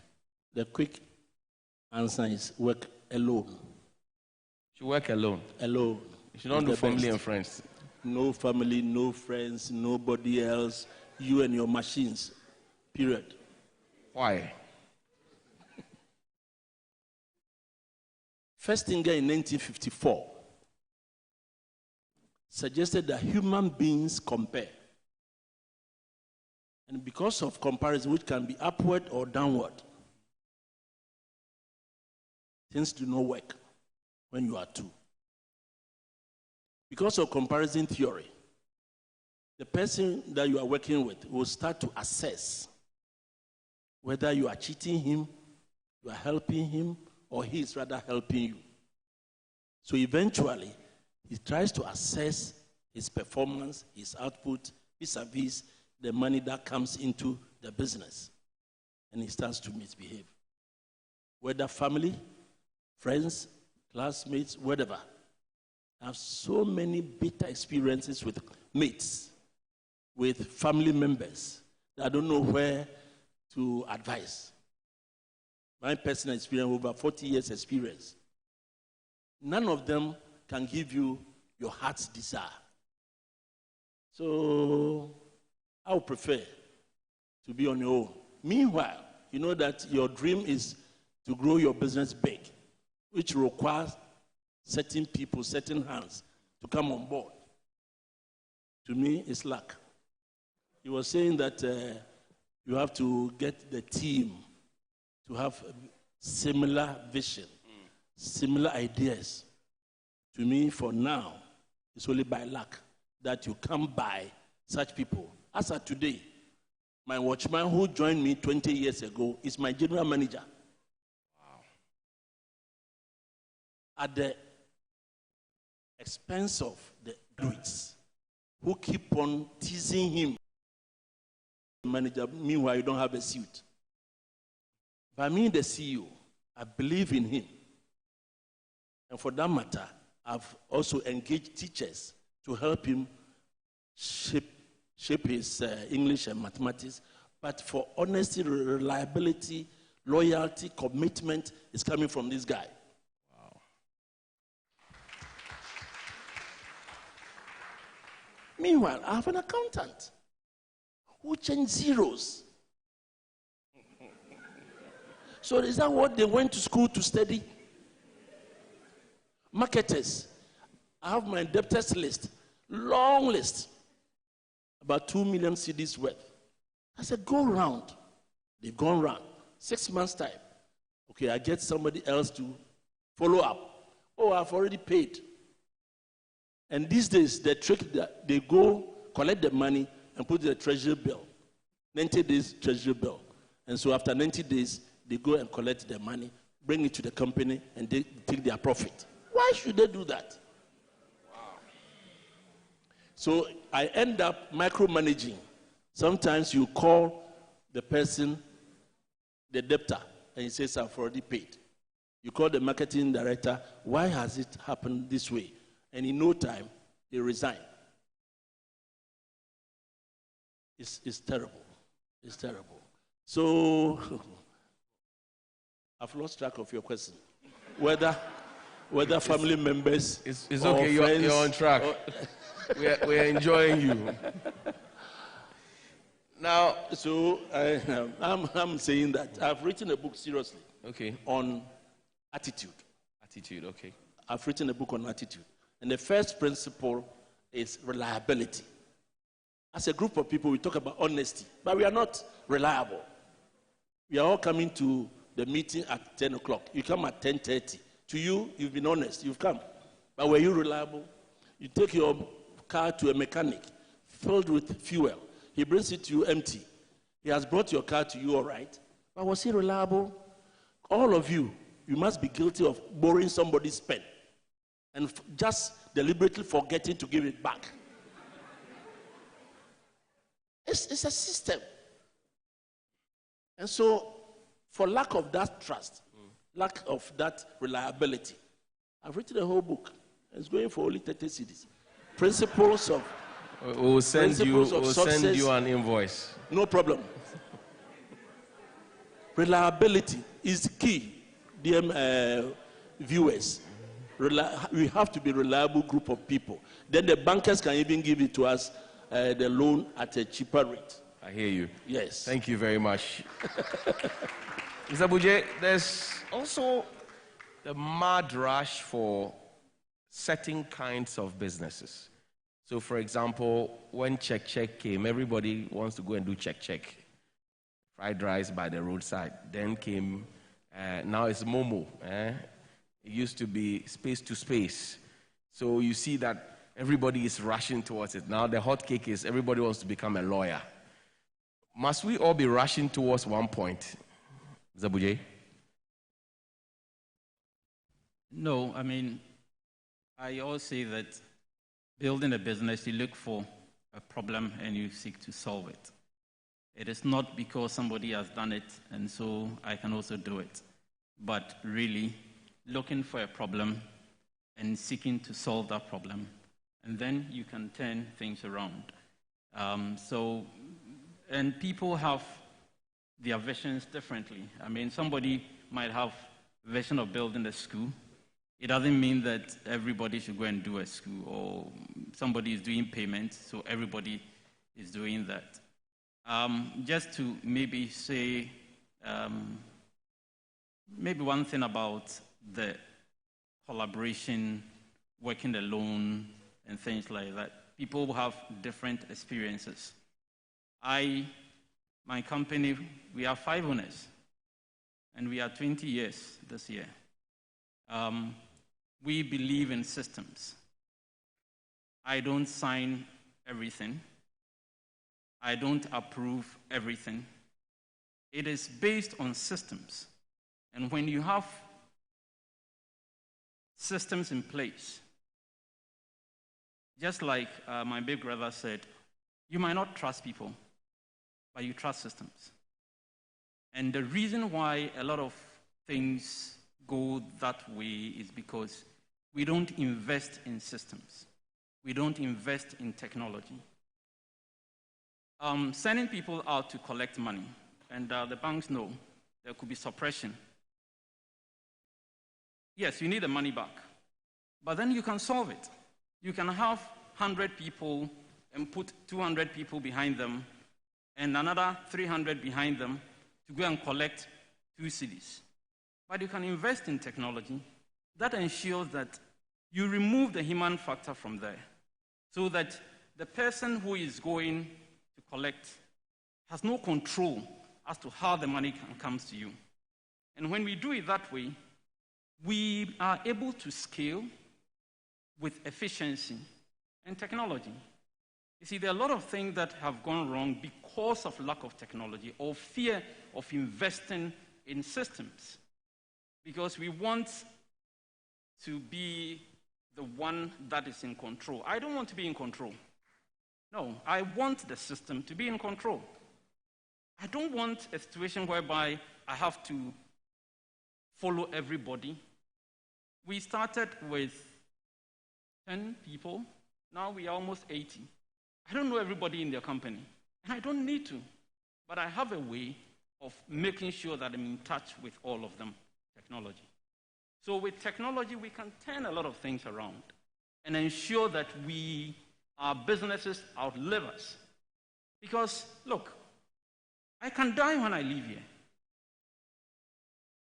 We all can die. But the business must continue so that others would then benefit. So I would just say that let us invest in our companies, in the processes. Let us invest in technology that removes this distrust and continue to evolve. In our space, I mean in technology, I'm a technology person, you will die if you don't innovate. It doesn't matter what you do. I could have a very thriving business today, and tomorrow I could be off. Until I begin to innovate and ensure that what I'm doing today, I can do it in a different way, or I can push it in a different way and continue to grow the ecosystem.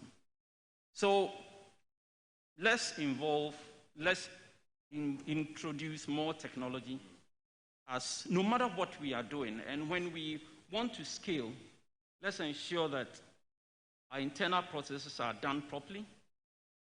Then we can look at our customer, what we need to be able to get the customer to give us their business. and ensure that when it gets in here, our back-end systems are able to process it properly and send it back to the customer. So I think that it would be good, maybe because I'm a technology person, but everybody knows that without technology, and Kweku will tell you, without technology, you will fail. You'll be stressed. Thank you very much. Thank you very much. Then it's taking away employment. Right. The more we go IT, the more people lose their jobs. Yes. I see. I would want to respond to that. Technology does not get people out of job. Technology doesn't. Technology, most of the things that technology take are the repeated things. That is inefficiency. I mean, when I was born, when I was growing up, finished my Form 5 education, when you go to the bank, the tellers there were those who haven't gone to the university. Now, when you go there, these are graduates. Why? They are doing better job. You don't need all of us to be able to become tellers. Now, you can use tellers as mobile phone, and they do more service, and the people are doing other things. Bankers are not tellers per se. They are advisors. So you are moving these people to do other things, and that creates value. The fact that you have introduced technology doesn't mean that the people there should be laid off. No. All right. They do other things, and that grows the economy, and that makes it bigger for everyone. So technology doesn't sack people. Kweku, final question to you before we go for our Q&A. Training plays a critical role if you want to survive. How much training is enough? Is just your school degree or HND? Is that all? When you come out of school, your father has some money, they push it to you, you start business, you are done. How much training is enough? Thank you. Training is everything. There's no end to training. So besides the technical knowledge, and in fact, in the technology space, things are evolving very fast. And so if you don't learn, if you don't train yourself, if you don't upgrade the skill, you would lose out. So that's it. But there is also the soft skills. So there is continuous, in my organization, there's training every week. And it could be on customer service, it could be on health and safety. I mean, training is very, very important, and organizations must invest heavily in training.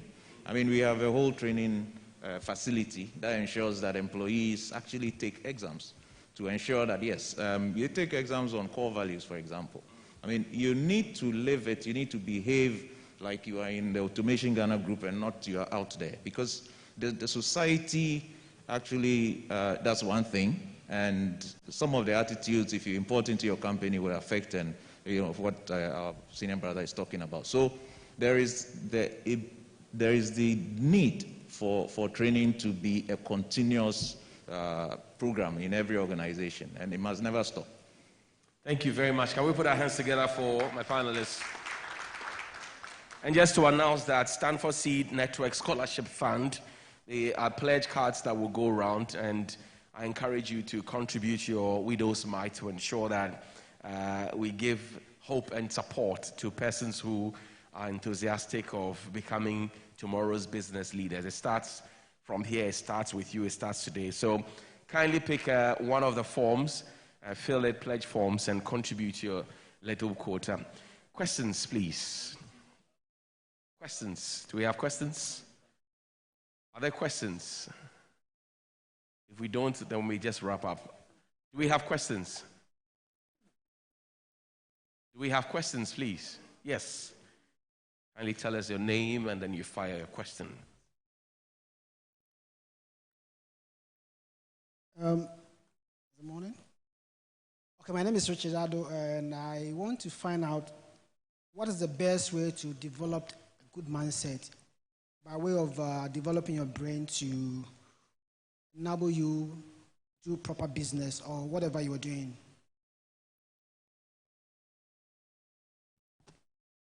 Any more, please? Yes, sir. Question, yes, sir. Ladies first, and I'll come to you. Thank you.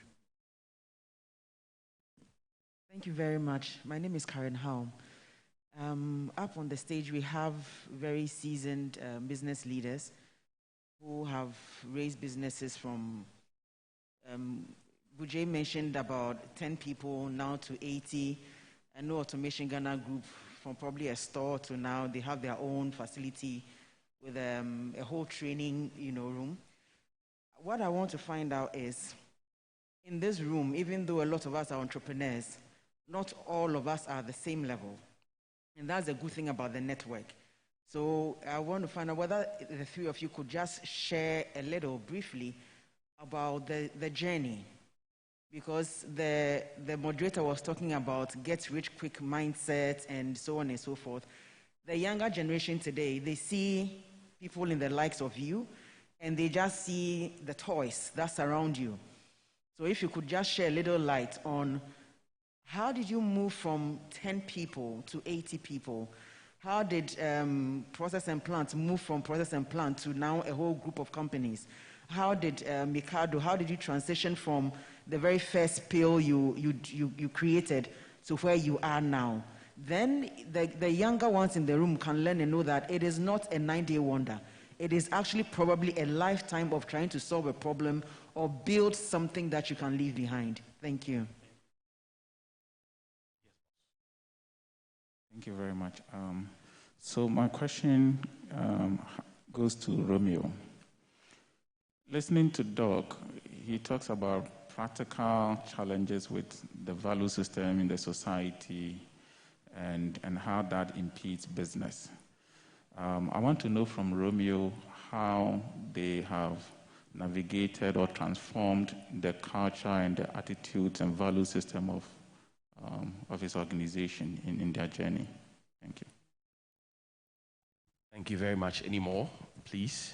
Yes.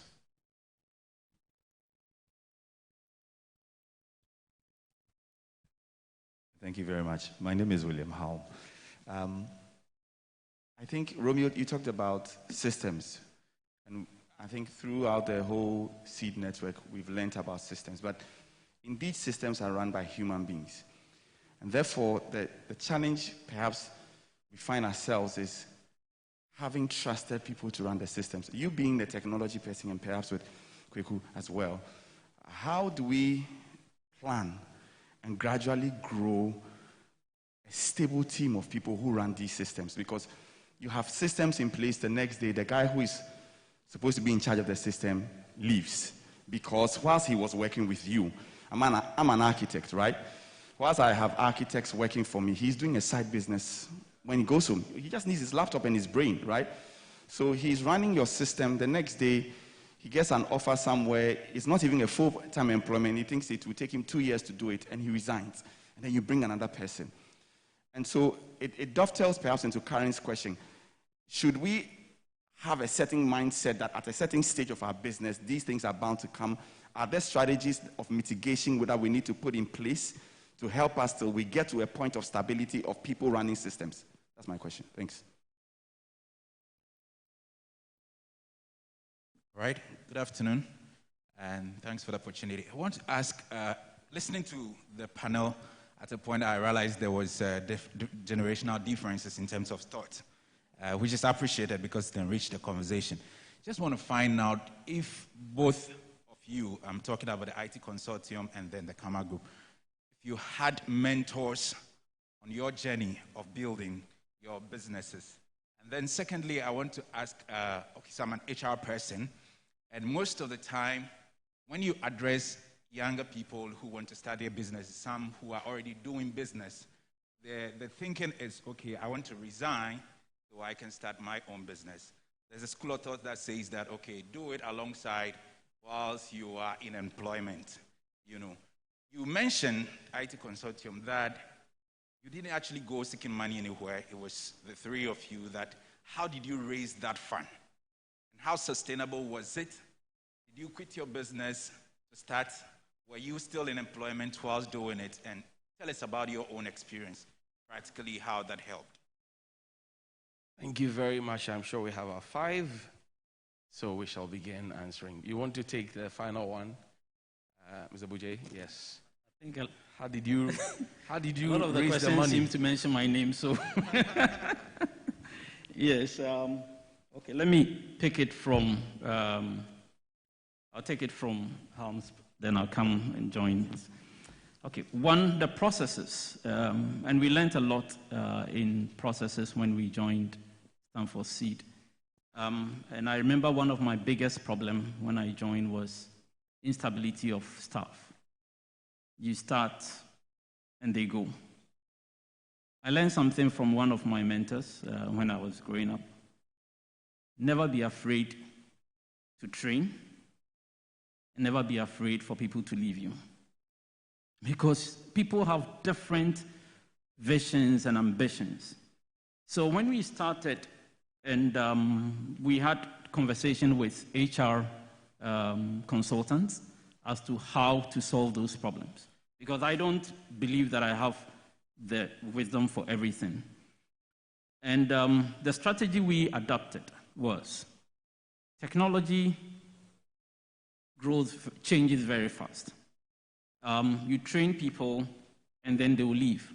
So we took a decision to use national service graduates as a pipeline. So we go to the university and recruit. And we get them to be posted to our company. I give myself 3 years. So we have structured program training to make sure that these people are trained so they can begin to give us good output quickly. Because I know 3 years, 4 years, they'll be gone. And so I'm not afraid. And one of my board members also advised us that high loyalty, not skills. That was a very tough thing. He says high loyalty and not skills. And we learned through our consultant also how to hire. So we have also a very structured way of bringing people on board. We have orientation set as to how they are supposed to work. And so building these systems has helped us. But that has not removed the fact that they will leave. It hasn't. And so I've warned my team, never allow anyone to be indispensable. Never. So one person, you have about 3 or 4 people doing almost the same thing and turning them round. So if the person leaves, yes, sometimes you have a little problem, but with time, you take it off.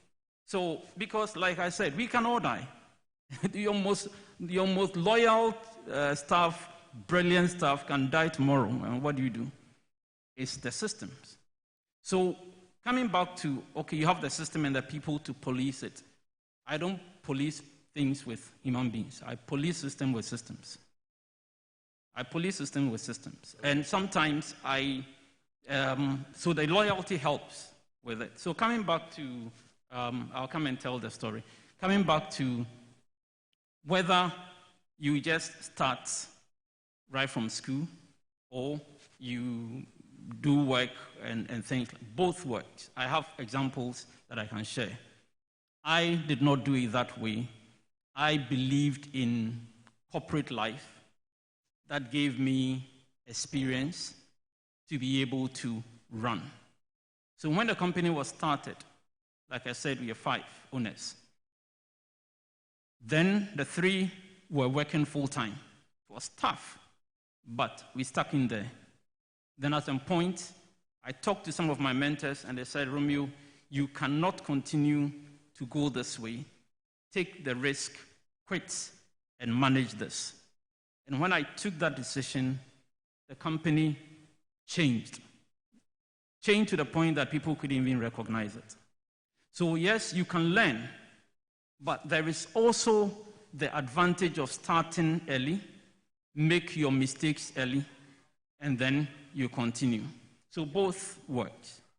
Coming to... he wants to know how you raised the money, because you never borrowed. Oh, I never raised any money. I never borrowed. I've never borrowed.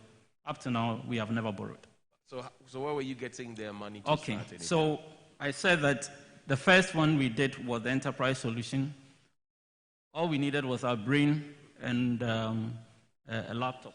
At that time, it wasn't even a laptop, it was a desktop. And we use our brains to develop. And people trusted us, tested the system and trusted it. And so we got some payment for our solution. I mean, when I finished university, I was the only programmer in University of Cape Coast. The only programmer. I didn't have any help. Yet, I was doing things. I would learn and not sleep. These days, people think we could work 3 days, just sleeping maybe 2 hours. So when we went into mobile money, for instance, we were supplementing the mobile money business with our enterprise system. And so when we were making 1,000 Ghana cedis annual income on mobile money, we're making some little also from the other side. That time we were very few. And we kept that. Before we grow to the point where the other people come in, we have the systems in place. So we haven't borrowed. I'm not saying that borrowing is wrong. One thing with our business is that we take our money up front. So when I'm working for you, I'm taking my money, that's it. I don't like issuing invoice. That is when you have receivables and things like that, even though some still owe. So yeah, that is how. No bagawaya. So how do you navigate the cultural, attitudinal, and value systems and still stay, smooth? Training. And through Stanford Seed, we learned about building culture and training. So what we have done is to put things that we want to see on paper. And I'm a Christian, and I don't shy away from my Christianity. I have things that I do in the company that allows me to be able to train people with some value system. So we have structured things, and you can do this, you can do that. I remember before COVID, we thought that the only way we can get people to work was to bring them to the office, let them clock in, make sure they are working, monitor them. COVID came, we had actually thought about business continuity and written it down. So we went locked down before government went locked down. And we put system in place to ensure that when you are home working, we know that you are working. So it is building the various level of managerial supervisors and things like that, and making sure that your vision is being carried out at every level. A lot of companies, young companies, don't want to bring non-owners into management. That is wrong. So on my management, we have non-shareholders on my management. Yes, I mean, about half is not, and they are there. I account to the entire staff every quarter, all the money that we have made and all our expenditure. I mean, I show it. We made from here to so much. So if you see that I made 10 million, doesn't mean that the 10 million goes into your pocket. No. And everything we do, we try to maintain transparency with it. And that helps build confidence. But it doesn't mean that the people will not leave. They will leave. It doesn't mean that somebody will not try to steal. They will. But you put the systems in place. I always say that. Allow them to take something small. And just keep on going. I mean, if you are going to block everything, then you will never do anything.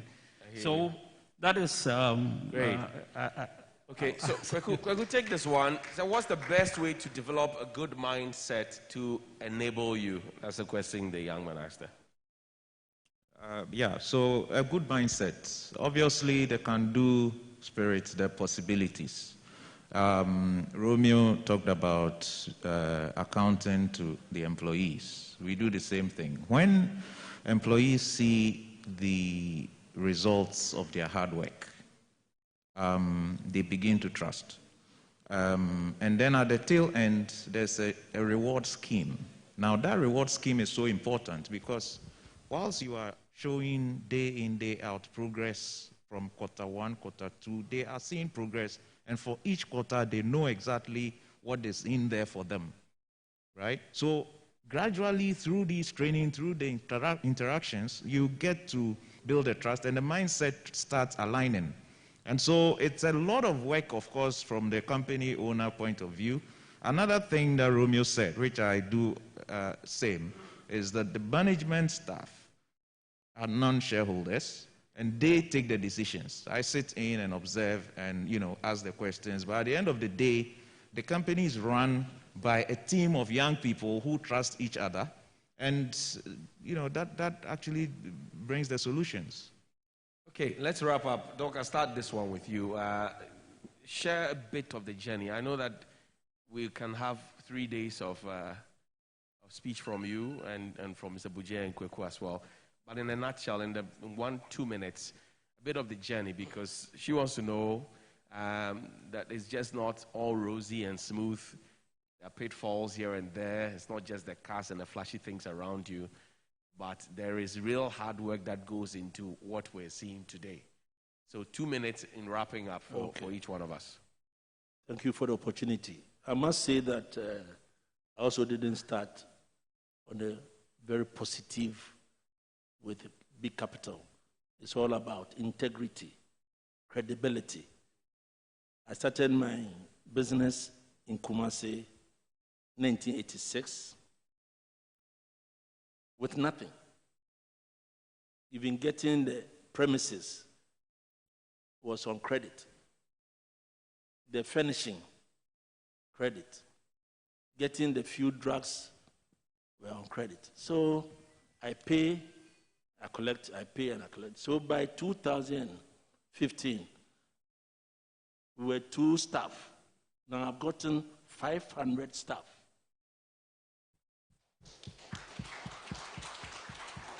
I have nearly 16 subsidiaries, conference centers, Forex Bureau, real estate, factories, pharmaceutical factories. Now I'm going to employ over 500 staff for a new factory I'm putting up in Tema. How I might have to consult Romeo to get the right systems. Romeo will take the money up front. Right now I can afford it, Credibility. Credibility. So it's possible you can begin a journey, but start with a credible image before you can go on. Thank you. Romeo, closing thoughts. A bit of your journey. But let me share with Romeo. Yes. I had CCTV. And at a point in time, the monitors were not showing anything. And when we checked, the cameras have been covered. So where is the system? They knew that you were born before technology, so they came in hard for you. Romeo, your closing thoughts.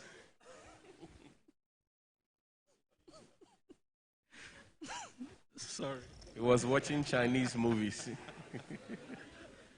Yeah, yes, there are pitfalls in our industry. There are a lot of risks. So we worked hard and trusted God and kept at it. And when you are working with people that you trust, people that have trust in you, it also helps a lot.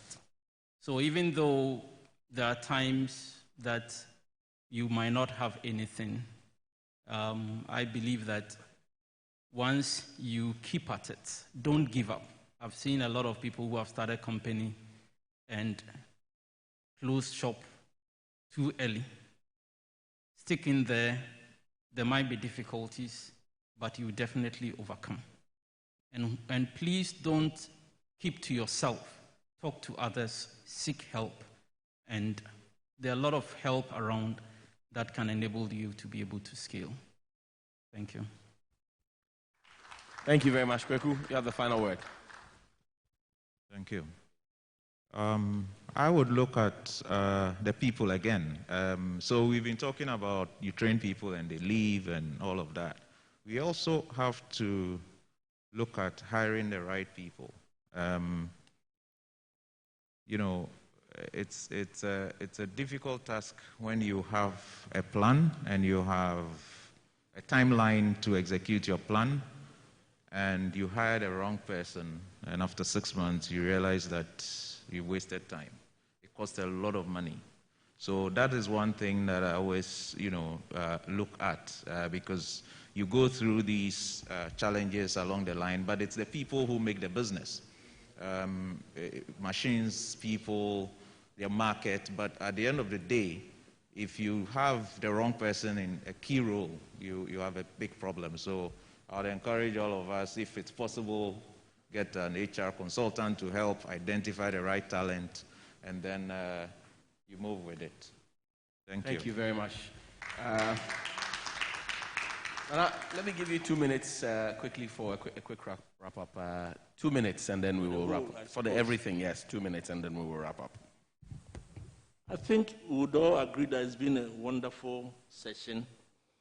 And I would like to end with the ambassador's message. Sisan Subain. And I think it confirms all that I've been experiencing and sharing with you. The Ghanaians, yen Sisan yen Subain. And that will help us. The stock exchange people. Madam, can you get up just short? And let's see where she has put her tag. It's a whole change of Subain. All hanging hours. Shall we clap for her for transformative mind? These are the things that we need in the system. Have a change of mindset to get good ideas so that we don't become copycats. We can then share whatever. So this afternoon, I am grateful that you have given the opportunity to tell the youth that it's not what, then the money is there.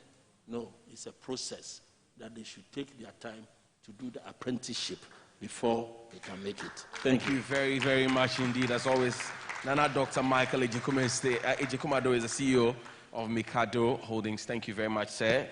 Mr. Romeo Buje is the CEO of IT Consortium. Thank you very much.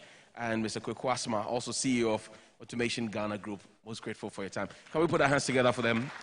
Thank you very much for joining us for this edition of the Stanford Seed Transformation Network, the business conference. We are most grateful. Thank you, Your Excellency, the U.S. Ambassador to Ghana. We are most grateful that you could join us. Quickly, before we go for lunch, I would have to invite to speak to us briefly about the scholarship which I mentioned earlier to you. And the gentleman who has been designated to speak to us on this is Reverend Sami Ajapong. He is the chairman of the scholarship committee for Stanford Seed Transformation Network. A round of applause for him, please.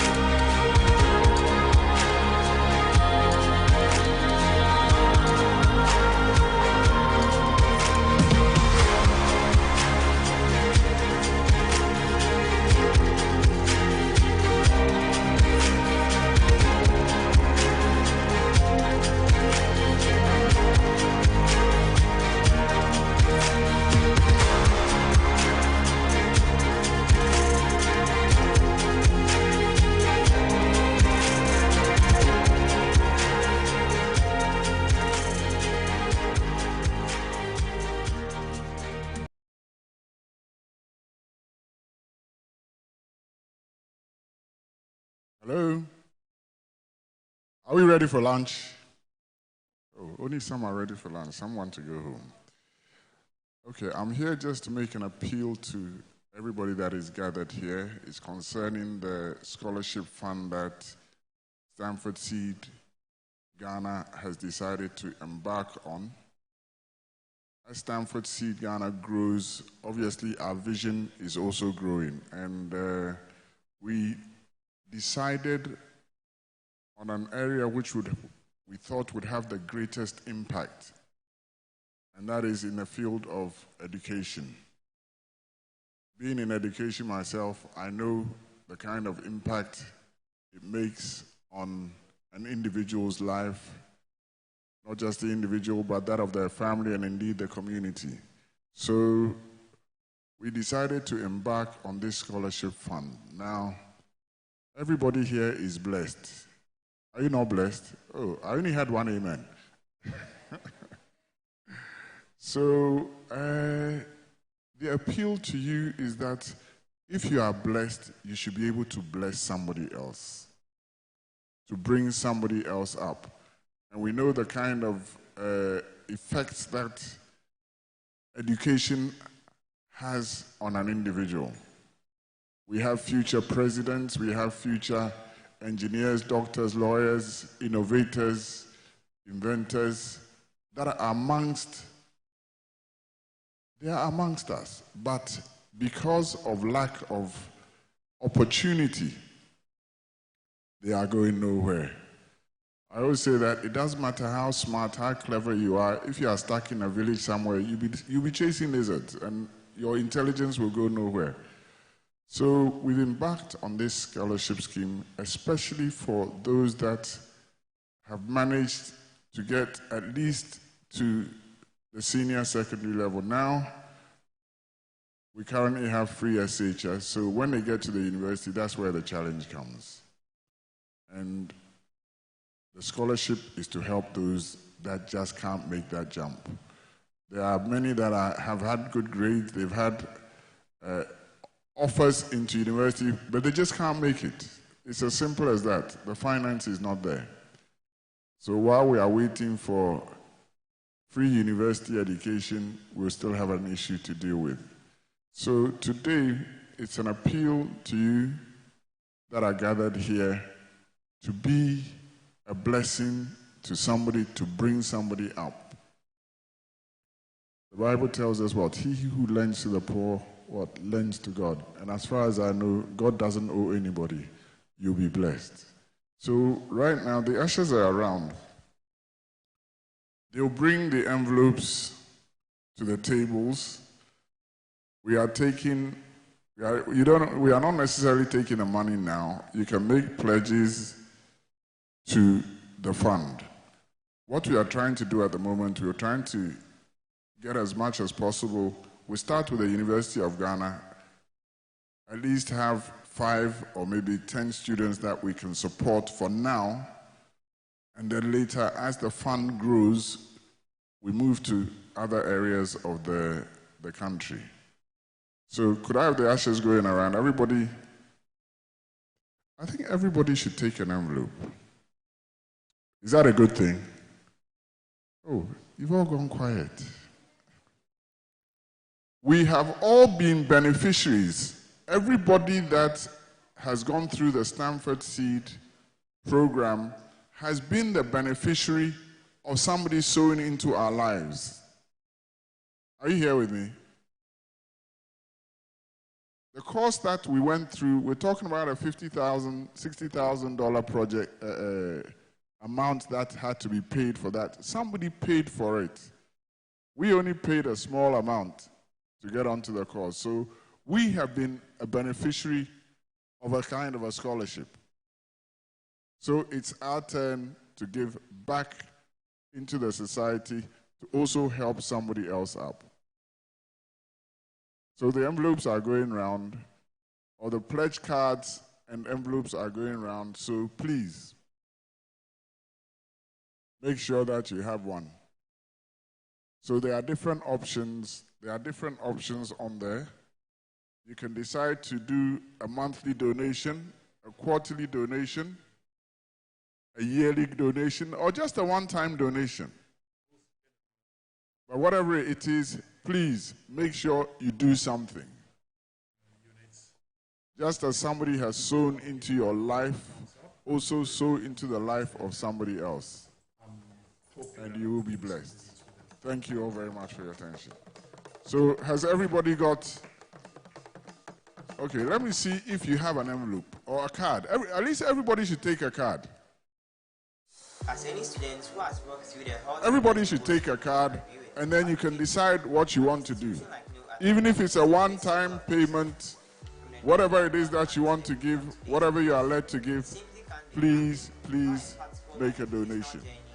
We started this at the 11th cohort graduation or commencement, and I was greatly blessed by what we raised. I think that was just a few people. We raised, what was it, about 60,000? 60,000.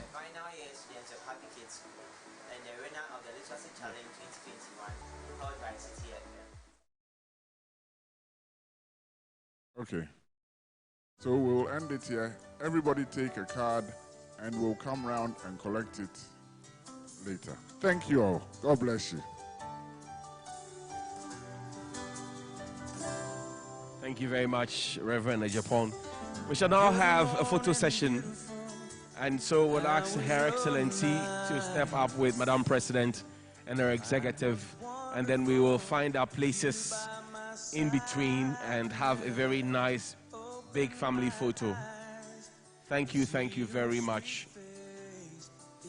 Yeah, please get some support to move the lectern. I couldn't see the light. I didn't know day from night. I had no reason to care. Let's go shopping. Inkulenu palm soup base, and what is made of? It's made in 2 different flavors. They have the pure palm nut fruit, and we have the prekese and abedu. That's very good. Then this will help my palm nut soup preparation in the house very easy. No more pounding on palm nuts again. Of course, it's going to make it so easy. Really? I heard all that you were talking about. Inkulenu palm soup base? I need to get my wife one to prepare me palm nut soup. Available in all West African shops.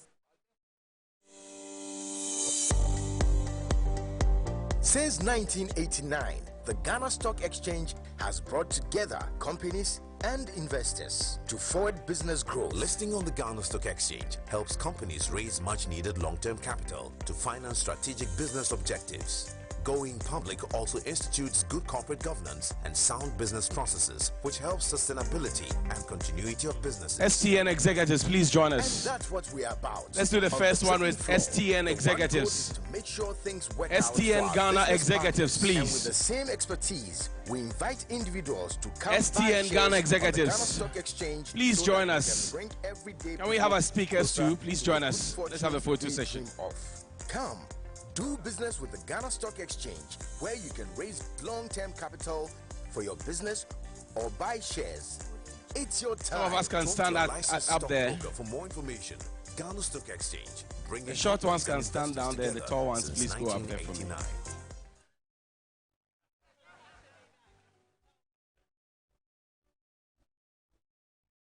Roberto Kai, and I'm the founder and CEO of BUSYS, which stands for Better World Systems. We are based in Ghana. Please smile as for a toothpaste advert. To be one of the SDG pioneers for 2021. BUSYS is an IT consulting company that creates and okay, here we are. Smile, smile, smile. To advance great. Sustainable development.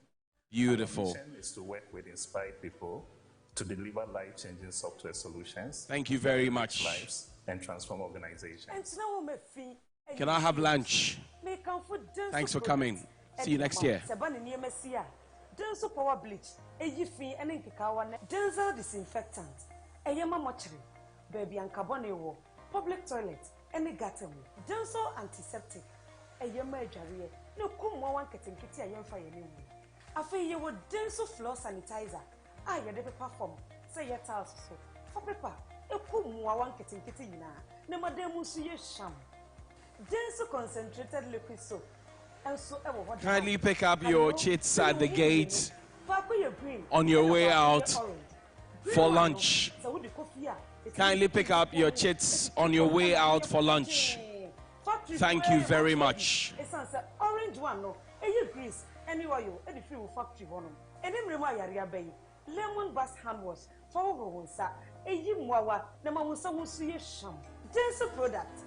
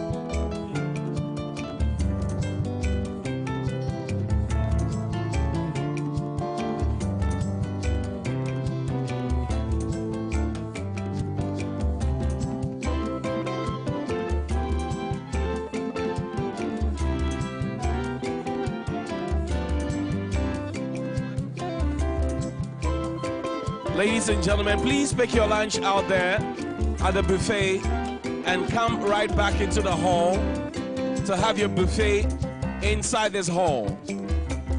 Ladies and gentlemen,